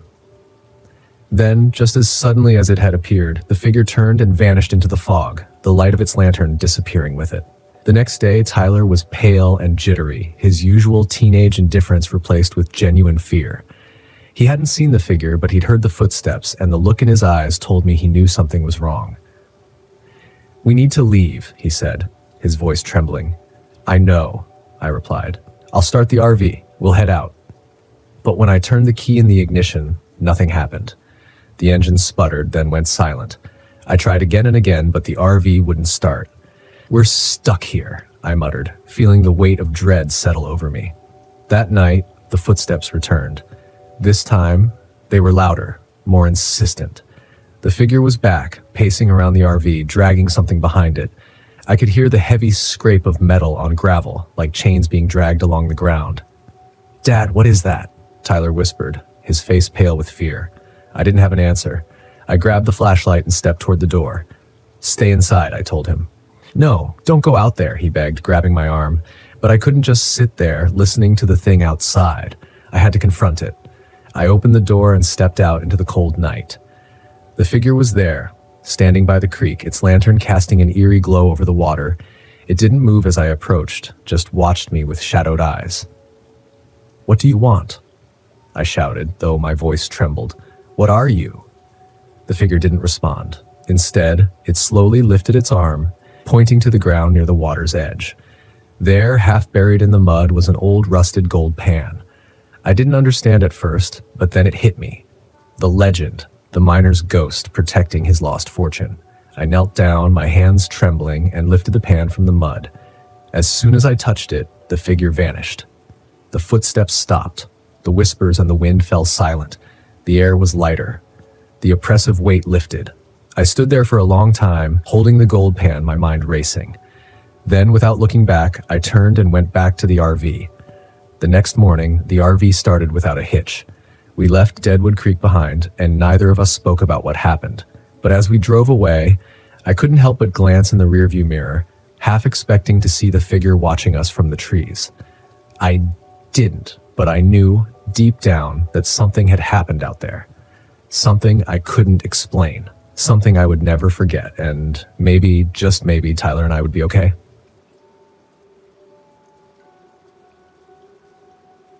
It wasn't my first job, and it sure as hell wasn't supposed to be my last. But something about that night didn't sit right from the beginning. Maybe it was the silence on the dispatch call, or the way the wind howled across the San Rafael desert, as if it knew something I didn't. I should have listened to that instinct, the one that makes your gut twist and your hands clench the steering wheel tighter than usual. But when the money's right, sometimes you take a job you wouldn't otherwise. The rig hummed beneath me as I barreled down I-70 heading west.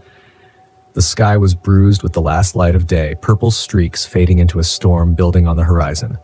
I had a long way to go and no time to waste. They said the cargo was sensitive, needed to be kept at exactly 20 degrees, and if I messed up, there'd be hell to pay. That wasn't what bothered me, though. What bothered me was not knowing what the hell I was hauling. When they don't tell you what's in the trailer, it's never good. My name's Roy Mallister, bones to the few truckers who still know me on the road. 45 years old, and I've spent the last 20 behind the wheel. The road used to be a kind of escape for me, a way to outrun the things I didn't want to face. But that was before Carol passed, before I let everything else fall apart, including my relationship with my daughter Emily. I haven't talked to her in years, and I don't think about it much anymore. I'm good at avoiding things like that. But tonight, something felt different. The desert stretched out endlessly on either side of me, just red rock and dry air as far as the eye could see. I hadn't seen another car in miles, which was fine by me. The last thing I needed was distractions. That is, until the dashboard flashed red and the trailer's cooling unit flickered for the first time. I muttered a curse, pulling the rig over onto the shoulder. I cut the engine, grabbed my flashlight, and climbed out into the gathering dusk. The wind hit me hard, dust swirling around my boots as I made my way to the back of the trailer. I could hear the cooling unit working and stuttering like it was trying to fight off some kind of malfunction. Fumbling with the latch, I yanked open the back door and was greeted with a gust of frigid air. It smelled wrong in there, like cold metal and something decayed. the kind of smell that sticks in your nose and won't leave. I shined my light into the back, trying to figure out what was causing the problem. That's when I heard it, a soft tapping. No, not tapping, scratching. It was coming from the crate, a large wooden crate strapped down in the center of the trailer, covered in heavy chains. My heart started to pound in my chest, the kind of adrenaline spike that tells you to get the hell out of there. But my feet wouldn't move. I inched closer, flashlight trembling in my grip. The scratching got louder. The crate shifted just slightly, as though something inside was alive. "What the hell?" I whispered, backing away. I wasn't going to open it. Not in a million years. I slammed the trailer door shut and locked it tight, forcing myself to breathe slowly. Whatever was in that crate, I wasn't sticking around to find out. I was just supposed to get it from point A to point B. No questions asked. I climbed back into the cab, started the engine, and pulled back onto the road, telling myself I was imagining things. Maybe it was an animal, I thought, some government experiment or something. None of it mattered. All I had to do was deliver the damn thing. The radio crackled to life as I accelerated, and I jumped in my seat. Static. Then through the fuzz, I heard something faint. A voice. A woman's voice. "Roy, why didn't you come back?" My heart stuttered. The voice sounded like Carol's. I smacked the side of the radio, trying to clear the signal, but the static only grew louder. The voice faded, replaced by an eerie, distorted country song, one I hadn't heard since she passed. It was one of her favorites.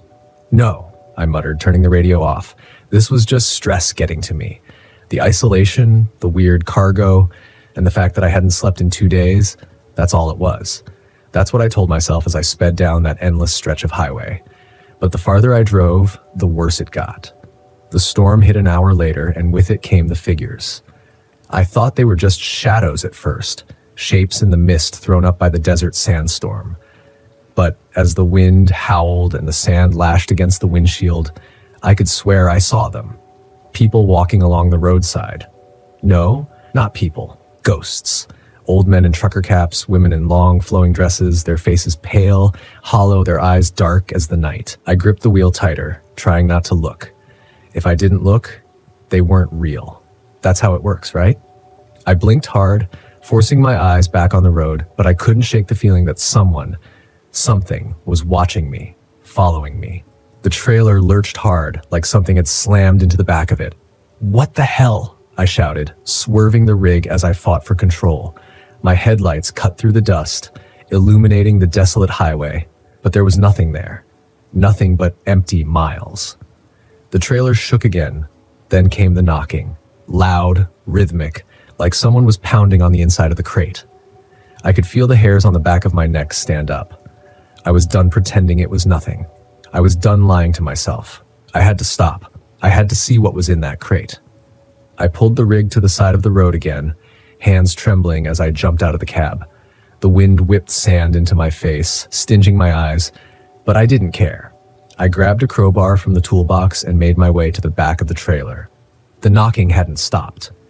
It was louder now, more urgent. With a deep breath, I unlocked the trailer and threw the doors open. The cold hit me again, but this time it wasn't just the refrigeration. There was something wrong about it. The air inside was thick, oppressive, like it was pressing down on me. I raised the crowbar, jammed it under the lid of the crate, and pried it open. And then everything stopped, the wind, the knocking, even the pounding of my own heart. Inside the crate, nestled in layers of straw and old cloth, was something small. It looked like a statue, a human skull, but blackened with strange symbols carved into the bone.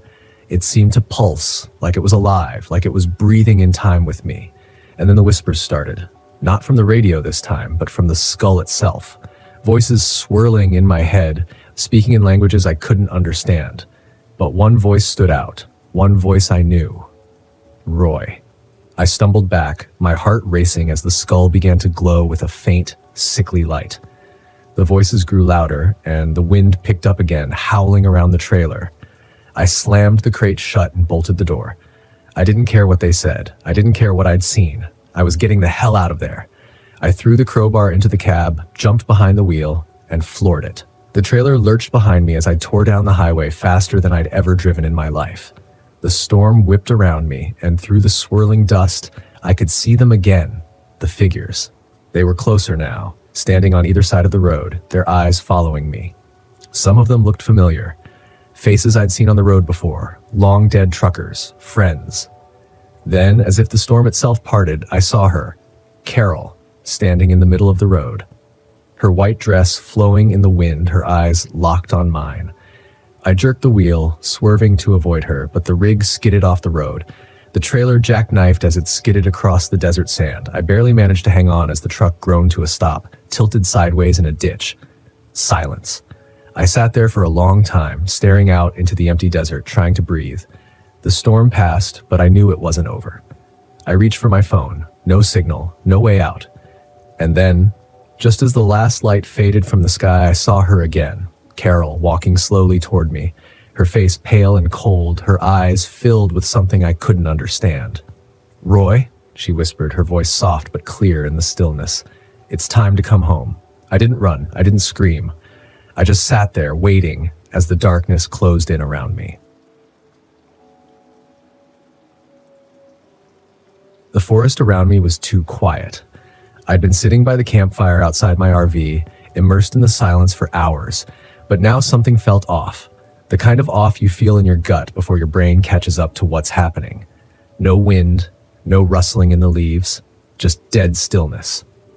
That was the first thing I noticed when I pulled up to this remote campsite deep in Mount Hood National Forest. A place like this should have been full of life. Birds, insects, something. But the only sound was the crackle of the fire and the distant hum of the radio I'd brought along. I needed quiet after everything that had happened over the past year. I wasn't looking for distractions, just isolation. After my wife's death, nothing made sense anymore. People kept telling me I needed to move on, but the noise of life, the sympathy, the well-meaning advice, the friends who didn't know what to say became unbearable. So I packed up and hit the road, hoping the wilderness would give me space to think, or maybe stop thinking altogether. I thought the forest would help. It had. Until now. The radio's static broke the silence, a sudden burst of garbled noise that made me jump. I turned my head toward the RV where the old ham radio sat inside. I hadn't even touched the thing in hours. It was an antique I'd brought along to mess around with in my downtime, but the signal had been dead all day. No stations, no chatter, nothing. Until now. I stood up from the fire, walked over to the RV, and ducked inside to check the radio. The static was louder, more insistent, like it was trying to form words but couldn't quite get there. I twisted the dial, searching for a clearer signal, but all I got was more white noise. Then, through the crackling, I heard it. A voice, faint and garbled, speaking numbers. 1, 3, 7, 8, 9. The numbers repeated over and over, mechanical and cold, like a voice from an old number station. It didn't make sense. I was miles from anywhere, and this was supposed to be a dead zone. No signal, no interference. The voice paused for a moment, then the numbers started again. 1, 3, 7. It sent a chill through me, but I told myself it was just some rogue signal bouncing off the atmosphere. Maybe a military transmission. There were logical explanations for this kind of thing. I was sure of it. But the way the numbers repeated over and over felt wrong, like the message wasn't for just anyone, it was for me. I shut the radio off. My fingers were trembling slightly. I wasn't here for this. I needed quiet, not some weird radio signal rattling around in my head. The next day, I tried to forget about the radio. I spent the morning hiking through the woods. The towering pines loomed overhead like silent giants. The air was cool and damp, the sky just a sliver of gray through the dense canopy. But something gnawed at me, a faint buzzing at the back of my mind. No birds, no animals, just silence. When I returned to the campsite, the radio was on again, static blaring from the speakers. I hadn't touched it. I stepped inside the RV, staring at the radio like it might come to life. The static was louder now, more intense. I could feel it in my bones, like the vibration from a low hum in the ground. And beneath the static, the numbers were back. 1, 3, 7, 8. I slammed my hand down on the off switch, killing the sound. My pulse was racing, my mind scrambling for an explanation. It had to be a glitch, something with the wiring, maybe a stray electrical signal. I'd worked with enough technology over the years to know that things sometimes did strange things when you weren't looking. But the numbers, the way they were so clear, so deliberate, I shook it off and stepped back outside, trying to push the growing unease away. That's when I noticed the man standing at the edge of my campsite. I hadn't heard him approach. He was just there, tall, scruffy, wearing a weathered jacket and a backpack slung over one shoulder. He looked like a camper, but there was something about the way he stood, stiff and tense, like he was waiting for something to happen. "Hey," I called out, trying to keep my voice steady. "You lost." The man looked at me, his face tight with anxiety. "I heard it too," he said. I froze, my heart skipping a beat. "Heard what?" "The signal, the numbers," he said, glancing toward the RV. "I've been picking it up on my own radio. It's not normal." My mouth went dry. "You've heard it too?" The man nodded. "I'm Ben," he said, stepping closer, his voice low. "I was camping a few miles down the road. I've been getting static, voices, weird electrical interference. My GPS stopped working. My cell phone drained to 0 in minutes." I swallowed hard, my mind racing. "What do you think it is?" Ben shook his head, his eyes darting toward the trees. "I don't know, but it's not natural. The way the signal moves, it's like it's getting closer." I didn't know how to respond to that. I was a man of logic, of science. Signals were signals. Glitches were glitches. But there was something about the way Ben spoke, the fear in his that made my skin crawl. That night, the radio came to life again. I tried to ignore it, tried to focus on the campfire and the peaceful silence of the woods, but the static was louder than before. The numbers were clearer, more insistent. 1378. Ben was sitting across from me, his hands wrapped around a cup of coffee. His eyes constantly scanned the dark forest around us. He hadn't relaxed since he showed up, and I couldn't blame him. There was something wrong here, something I couldn't explain. "You think it's some kind of broadcast?" I asked, more to fill the silence than anything. Ben shook his head. "I don't think it's a broadcast at all." "What do you mean?" He hesitated, then leaned closer, lowering his voice. "I think it's a warning or a signal from something out there." I stared at him, trying to process what he was saying. A warning from what?" Before I could ask, the static on the radio cut out for a moment. There was only silence. The kind of silence that presses down on you, that makes your skin prickle with anticipation. Then a sound, a soft rhythmic clicking, like something metallic tapping against wood. I grabbed my flashlight and pointed it toward the trees, but the beam only revealed darkness. The clicking grew louder, echoing through the forest. Then, through the radio, a voice crackled to life. "We see you." My blood ran cold. Ben's eyes widened, his face pale. "What the hell was that?" I whispered, my voice barely audible over the pounding of my heart. The voice repeated, distorted and mechanical.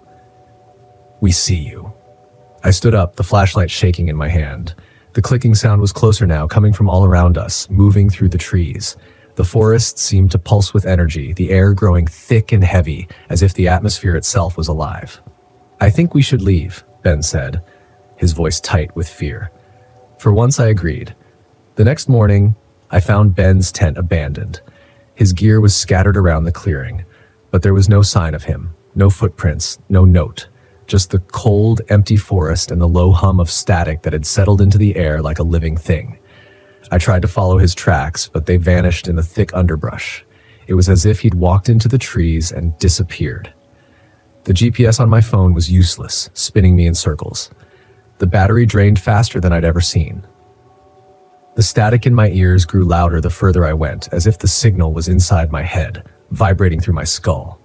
The numbers were back too, repeating over and over, etched into my mind. 137. By midday, I stumbled across something I hadn't expected, an old, dilapidated radio tower hidden deep in the woods. The metal was rusted, vines crawling up the sides, but it was still faintly humming with power. I climbed the tower, every step echoing in the stillness. My heart hammered in my chest.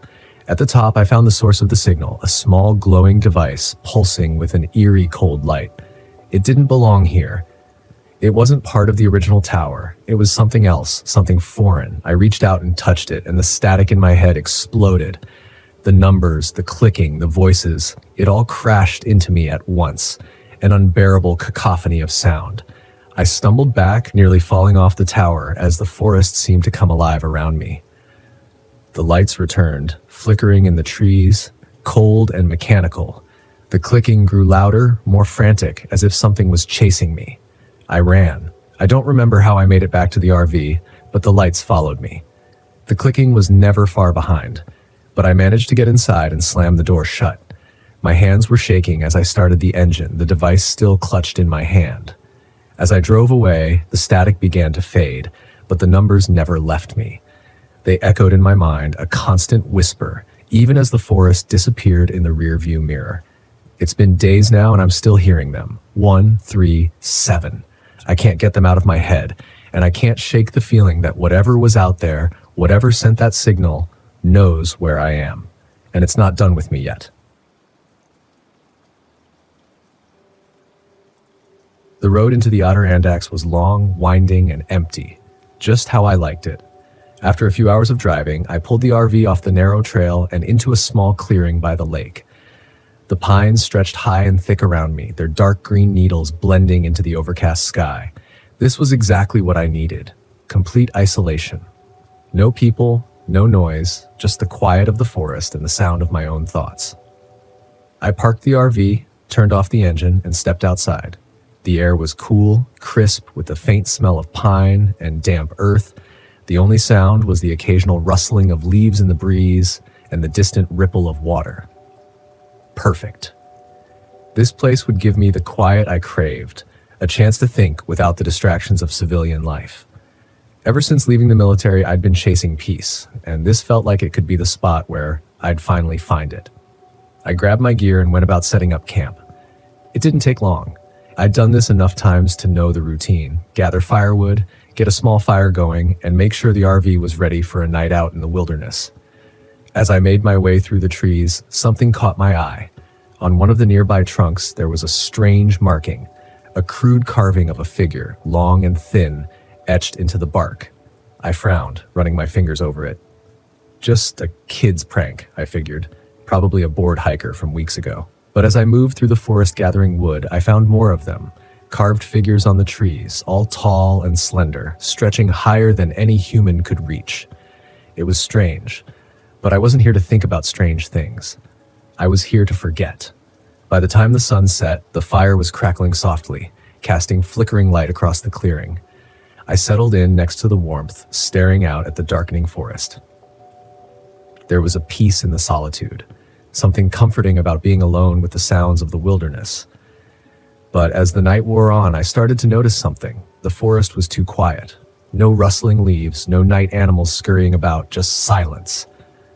And then, just beyond the edge of the firelight, I heard it. A soft rustling sound, like something moving through the underbrush. I sat up, scanning the darkness with my flashlight. Nothing. The beam of light cut through the trees, but there was no movement, no sign of anything unusual. I shook my head. "You're just on edge," I muttered to myself, trying to dismiss the tension building in my chest. The wilderness could play tricks on you if you let it. I knew that better than most. I was here to clear my head, not to let it run wild. But then I saw it. At the edge of my vision, just for a split second, something moved. Tall, thin, just beyond the trees. I jumped to my feet, gripping the flashlight tighter, and aimed the beam toward where I'd seen the figure. But there was nothing. Only the dark outline of the pines swaying slightly in the wind. I stood there, heart pounding in my chest, every muscle tense, waiting for something to step out of the shadows. But after a long moment, the rustling stopped, the trees swayed, and the forest fell back into its unsettling quiet. I forced myself to sit back down, staring into the fire, trying to shake off the feeling that someone or something was watching me. The next morning, I woke early, determined to shake off the nerves from the night before. I grabbed my gear and decided to hike deeper into the woods. Maybe if I put some distance between myself and the campsite, I could clear my head. The trail was faint, barely more than a thin path winding through the trees. As I walked, I found more of the carvings on the trees, each one stranger than the last. They were everywhere, slender, elongated figures with no faces, all staring outward, all watching. The forest felt darker here, the canopy thick enough that the sunlight barely broke through. About an hour in, I reached a ridge overlooking the valley. The view was stunning, endless trees stretching out below, the mountains rising in the distance. I was about to pull out my camera when I heard footsteps behind me. "Morning," a voice said. I turned to see an older man, probably in his 60s, standing a few feet away. He was holding a bundle of firewood in his arms, his face weathered and sun-creased like someone who'd spent his entire life outdoors. "Didn't expect to see anyone out here," I said, giving him a nod. "Not many people come this deep into the forest," the man replied, his voice low and rough. He looked me up and down, then glanced toward the valley. "You camping nearby?" "Yeah, just over by the lake, trying to get some quiet." He gave me a long look, his expression unreadable. "You should be careful. This part of the Adirondacks, it's different." "Different how?" I asked, raising an eyebrow. He glanced around, his eyes flicking nervously toward the trees. "There's something in these woods. People call it the Watcher. It stays deep in the forest, watching from the shadows. You see it once, and you'll start seeing it everywhere." I laughed, shaking my head. "Local ghost stories." The man didn't smile. "It's not a story. It's real. People who see the Watcher, they don't come back the same." He took a step closer. "I'm telling you this because you look like you've seen things. You know when something's not right, and something's not right here." I met his gaze, feeling that familiar knot of unease tightening in my gut. "What do you mean?" "You'll know when it's close. You'll hear it first, and then you'll feel it." He turned, starting back down the trail. "Just don't stay too long." I watched him go, his words echoing in my mind. Part of me wanted to laugh it off as superstition, but the way he'd looked at me, like he'd seen the same thing I had last night, made it hard to dismiss. That evening, back at camp, the unease was worse.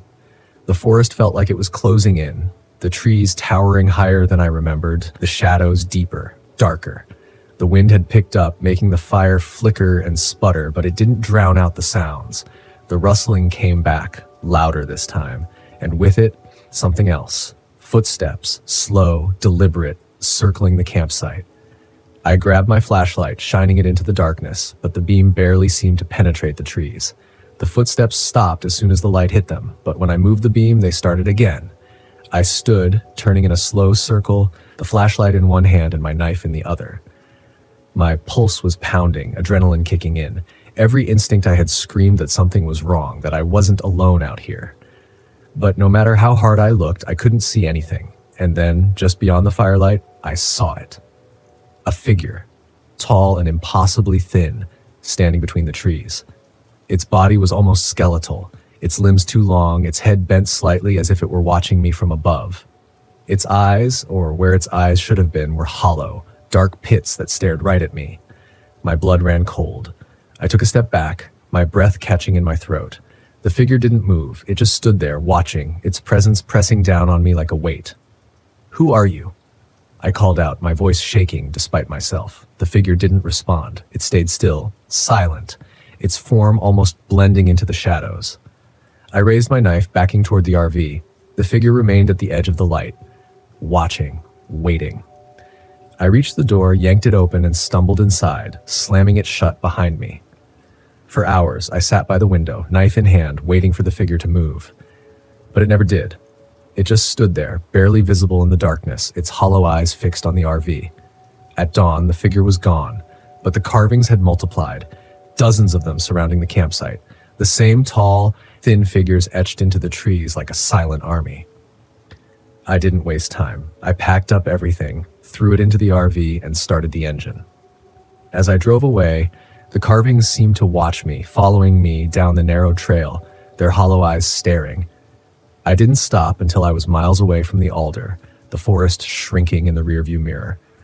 But even as the trees thinned and the road stretched out in front of me, I couldn't shake the feeling that the Watcher was still out there somewhere in those woods.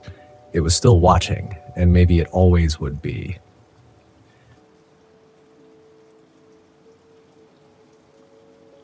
We thought we knew the Ozarks.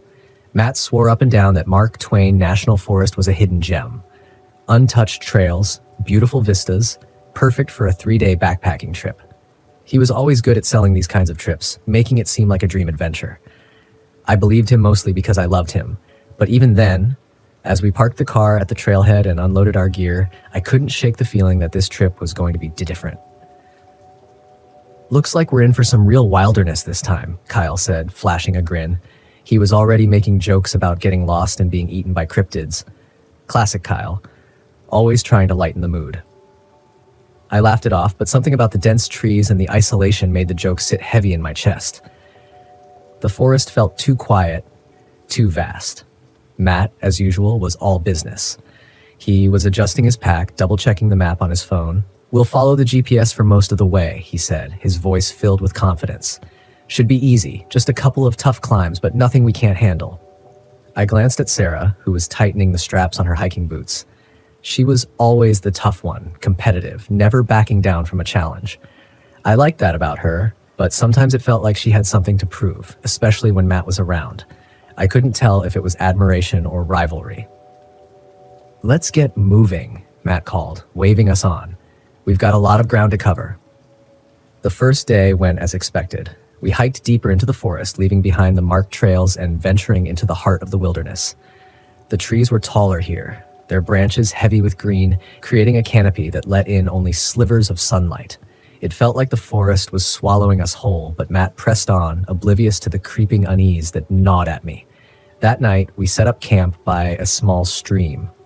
The air was cooler than I expected, a bite of cold that sank into my bones as the sun set. Kyle's tent had a broken pole, something he hadn't noticed until we tried setting it up.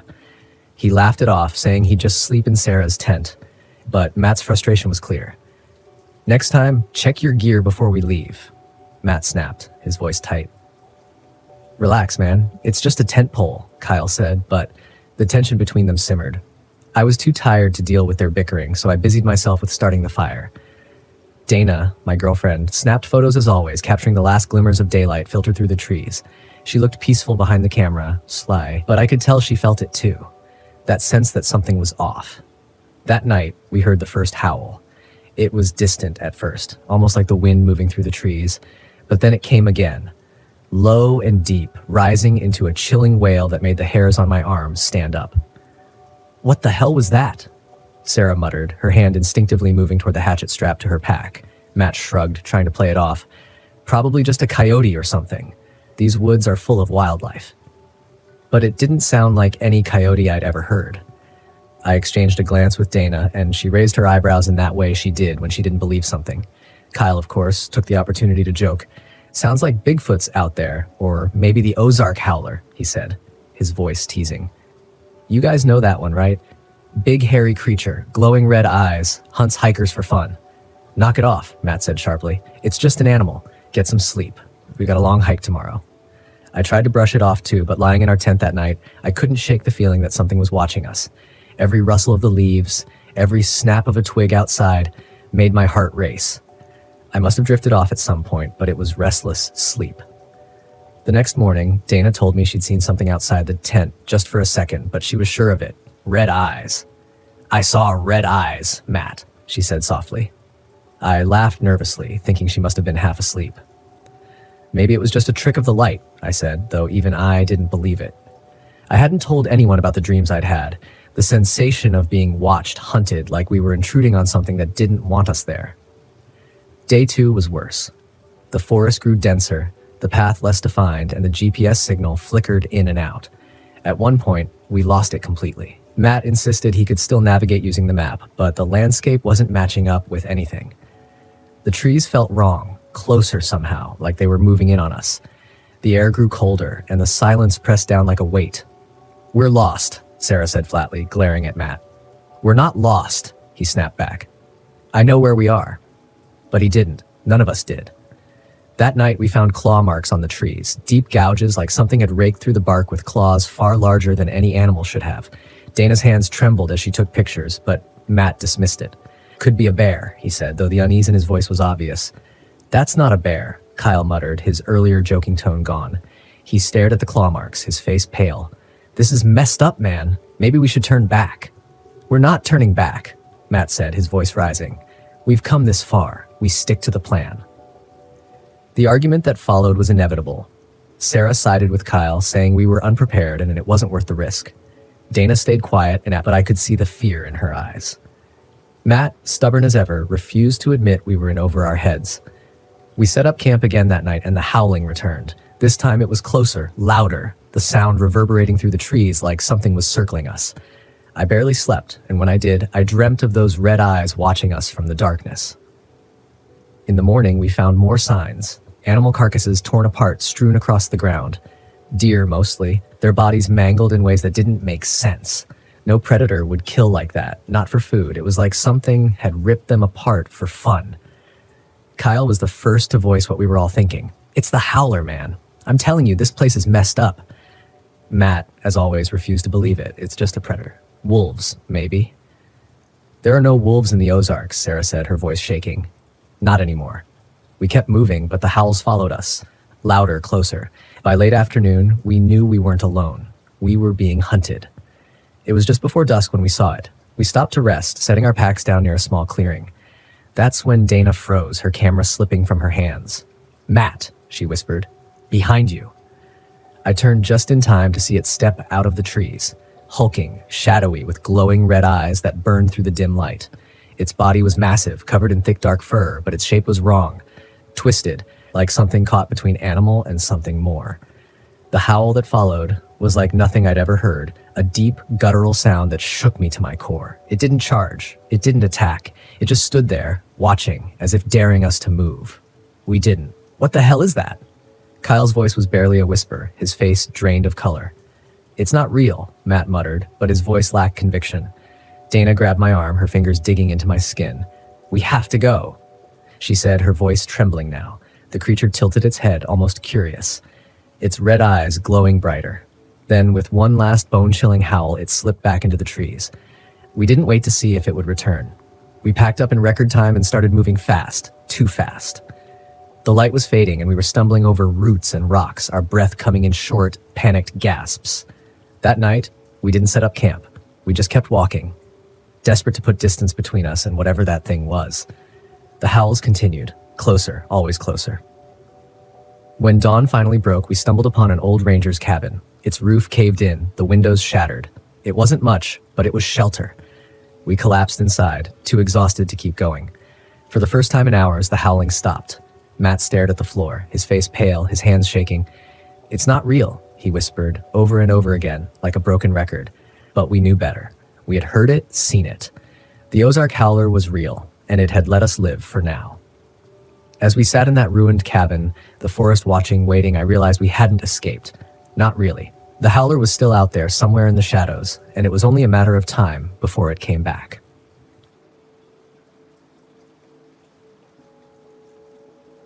I had been driving for hours, the Mojave Desert stretching endlessly around me, barren and vast under the relentless sun. The road was long behind me now, just an empty trail of dust leading out to nowhere. Perfect. This was exactly what I needed. A break from work, from the grind, from people. Out here, there was nothing but silence and space. No cell towers, no deadlines, no distractions. Just me and the desert. I pulled the RV to a stop near a rocky outcrop and stepped out. The air was dry and still, the kind of quiet that felt like it was pressing down on you. I took a deep breath, inhaling the warm scent of sand and stone. This was my escape. No buzzing phone, no frantic emails, just the open sky and the endless horizon. I set up camp quickly, parking the RV in the shade of the rock formation and pulling out my gear. I wanted to explore before the light faded. There was something about the desert that always fascinated me, the way the landscape shifted from harsh to beautiful in a matter of hours. But right now, I was focused on one thing: silence. After weeks of being glued to my phone and running from meeting to meeting, the thought of being completely disconnected was a relief. No cell reception out here, no GPS signal, just me and the land. As I unpacked, I heard it, a faint sound, almost too soft to notice, a rhythmic beeping. At first, I thought it was something inside the RV, maybe an alarm or a piece of equipment malfunctioning, but after a quick check of my gear, everything seemed fine. The sound persisted though, steady and faint, like a pulse just beneath the surface. I stepped outside, trying to pinpoint where it was coming from, but the desert was quiet. The only sound was the faint wind rustling through the rocks. I brushed it off, assuming it was some distant echo of the RV's systems, and finished setting up camp. As the sun began to sink below the horizon, I felt that familiar sense of calm wash over me. This was why I came here, to escape, to let my mind breathe. But that night, the beeping came back. I was sitting by the campfire, watching the flames flicker against the darkening sky, when the sound returned, clearer this time. It was still faint but persistent. A soft, rhythmic pulse like something distant calling out. I stood, trying to shake off the uneasy feeling creeping up my spine. I wasn't the type to get spooked easily. Logic and reason were my tools, and they had served me well in the world of engineering. But there was something about the sound, something that felt wrong. I grabbed my flashlight and stepped away from the fire into the darkness. The desert stretched out before me, vast and empty. I started walking, following the faint sound. The rhythmic pulse grew louder as I moved away from the RV. For a while, I saw nothing but sand and rock. The beeping seemed to fade, then grow louder again, like it was moving with me, always just out of reach. I kept walking, the beam of my flashlight cutting through the night, but every time I thought I was getting closer, the sound slipped away. Finally, I stopped. My pulse was racing now, my breath coming in short, sharp bursts. The beeping had faded again, leaving me standing alone in the middle of the desert. The silence around me was heavy, almost suffocating. I turned back toward the RV. The fire still glowed faintly in the distance as I walked. The beeping returned, faint but steady, like a distant heartbeat. The next morning, the sound was gone. The desert was still quiet, as if nothing had happened. I told myself it was just my mind playing tricks on me. Isolation could do that. The vast emptiness of the desert, the absence of any familiar sounds, it could mess with your head. I decided to hike further out, hoping to clear my mind. The landscape stretched endlessly in every direction, the sun already beating down on the sand. I grabbed my gear, making sure I had plenty of water, and started walking toward a rocky ridge I had spotted in the distance. Halfway there, I saw him, a man walking toward me from the opposite direction, his figure small against the endless desert. I hadn't expected to see anyone out here. This was a remote area, far off the beaten path. As the figure grew closer, I could make out an older man, his clothes worn and dusty, his face lined and weathered from the sun. "Hey," I called out, raising a hand as we approached each other. The man nodded, his eyes distant, almost vacant. "You camping out here alone?" he asked, his voice hoarse. "Yeah, just me," I said, a little taken aback by his bluntness. "I've been walking for days," he said, his eyes scanning the horizon. "You heard it yet? The signal?" I blinked, unsure if I had heard him right. "The signal?" He nodded, his expression grim. "You'll hear it. Once you hear it, you can't get it out of your head. I've been following it for days. It doesn't stop." A chill ran down my spine. "What are you talking about?" The man glanced around nervously, as if the desert itself was listening. "There's something out here, something that's been broadcasting for years. It gets inside your head, starts with the beeping, then it gets louder. You'll see." I stared at him, unsure of what to say. He looked dehydrated, sunburned, like he'd been wandering the desert for days without rest. I offered him some water, but he shook his head and started walking again, heading back the way he came without another word.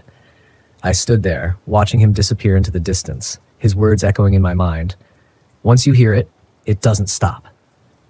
That night, the beeping was louder. I couldn't ignore it anymore. The sound pulsed through the silence, steady and rhythmic, like it was coming from somewhere deep beneath the earth. I tried to sleep, but every time I closed my eyes, the sound was there, burrowing into my mind. I couldn't take it anymore. I grabbed my gear, flashlight, GPS, water, and set out into the desert. I had to find the source. I had to know what was causing the sound. The desert was pitch black, the sky filled with stars. My flashlight cut through the darkness, the beam dancing across the rocks and sand as I followed the beeping. It was louder now, almost frantic, like it was pulling me towards something. The GPS was acting strange, flickering in and out as if the signal was being disrupted. But I kept moving, my footsteps crunching in the sand. The beeping grew louder with every step. After what felt like hours, I saw it, a structure, half buried in the sand, a bunker or a weather station, long abandoned. The beeping was deafening now, emanating from somewhere inside. I hesitated, standing at the entrance of the bunker.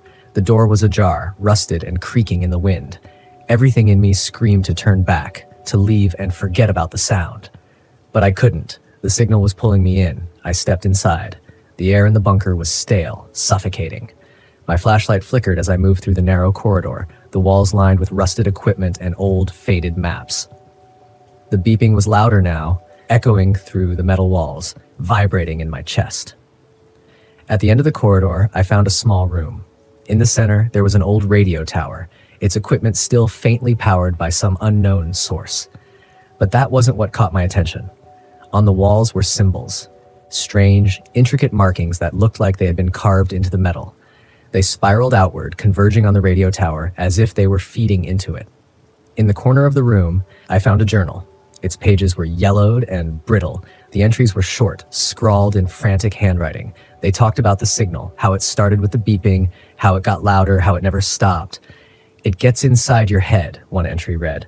"It's not just a sound, it's alive." As I read, the beeping shifted, turning into a high-pitched screech that pierced through my skull. I dropped the journal, clutching my head as the sound rattled through my brain. It wasn't just a signal, it was something more, something that had been waiting, broadcasting, pulling people in. I had to get out. I stumbled out of the bunker, the sound still ringing in my ears. The desert spun around me. I ran, my legs weak, my mind spinning. The landscape warped, the rocks and sand shifting as if the desert itself was alive, moving with the signal. When I finally made it back to the RV, I collapsed inside, my head pounding. The beeping was now a constant, dull hum in the back of my mind. I left the desert the next morning, driving as fast as I could. The beeping was still faint, but persistent. I didn't look back. Even now, days later, back in the city, I can still hear it. A faint rhythmic pulse in the back of my mind. Always there, always calling me back. The signal isn't done with me yet.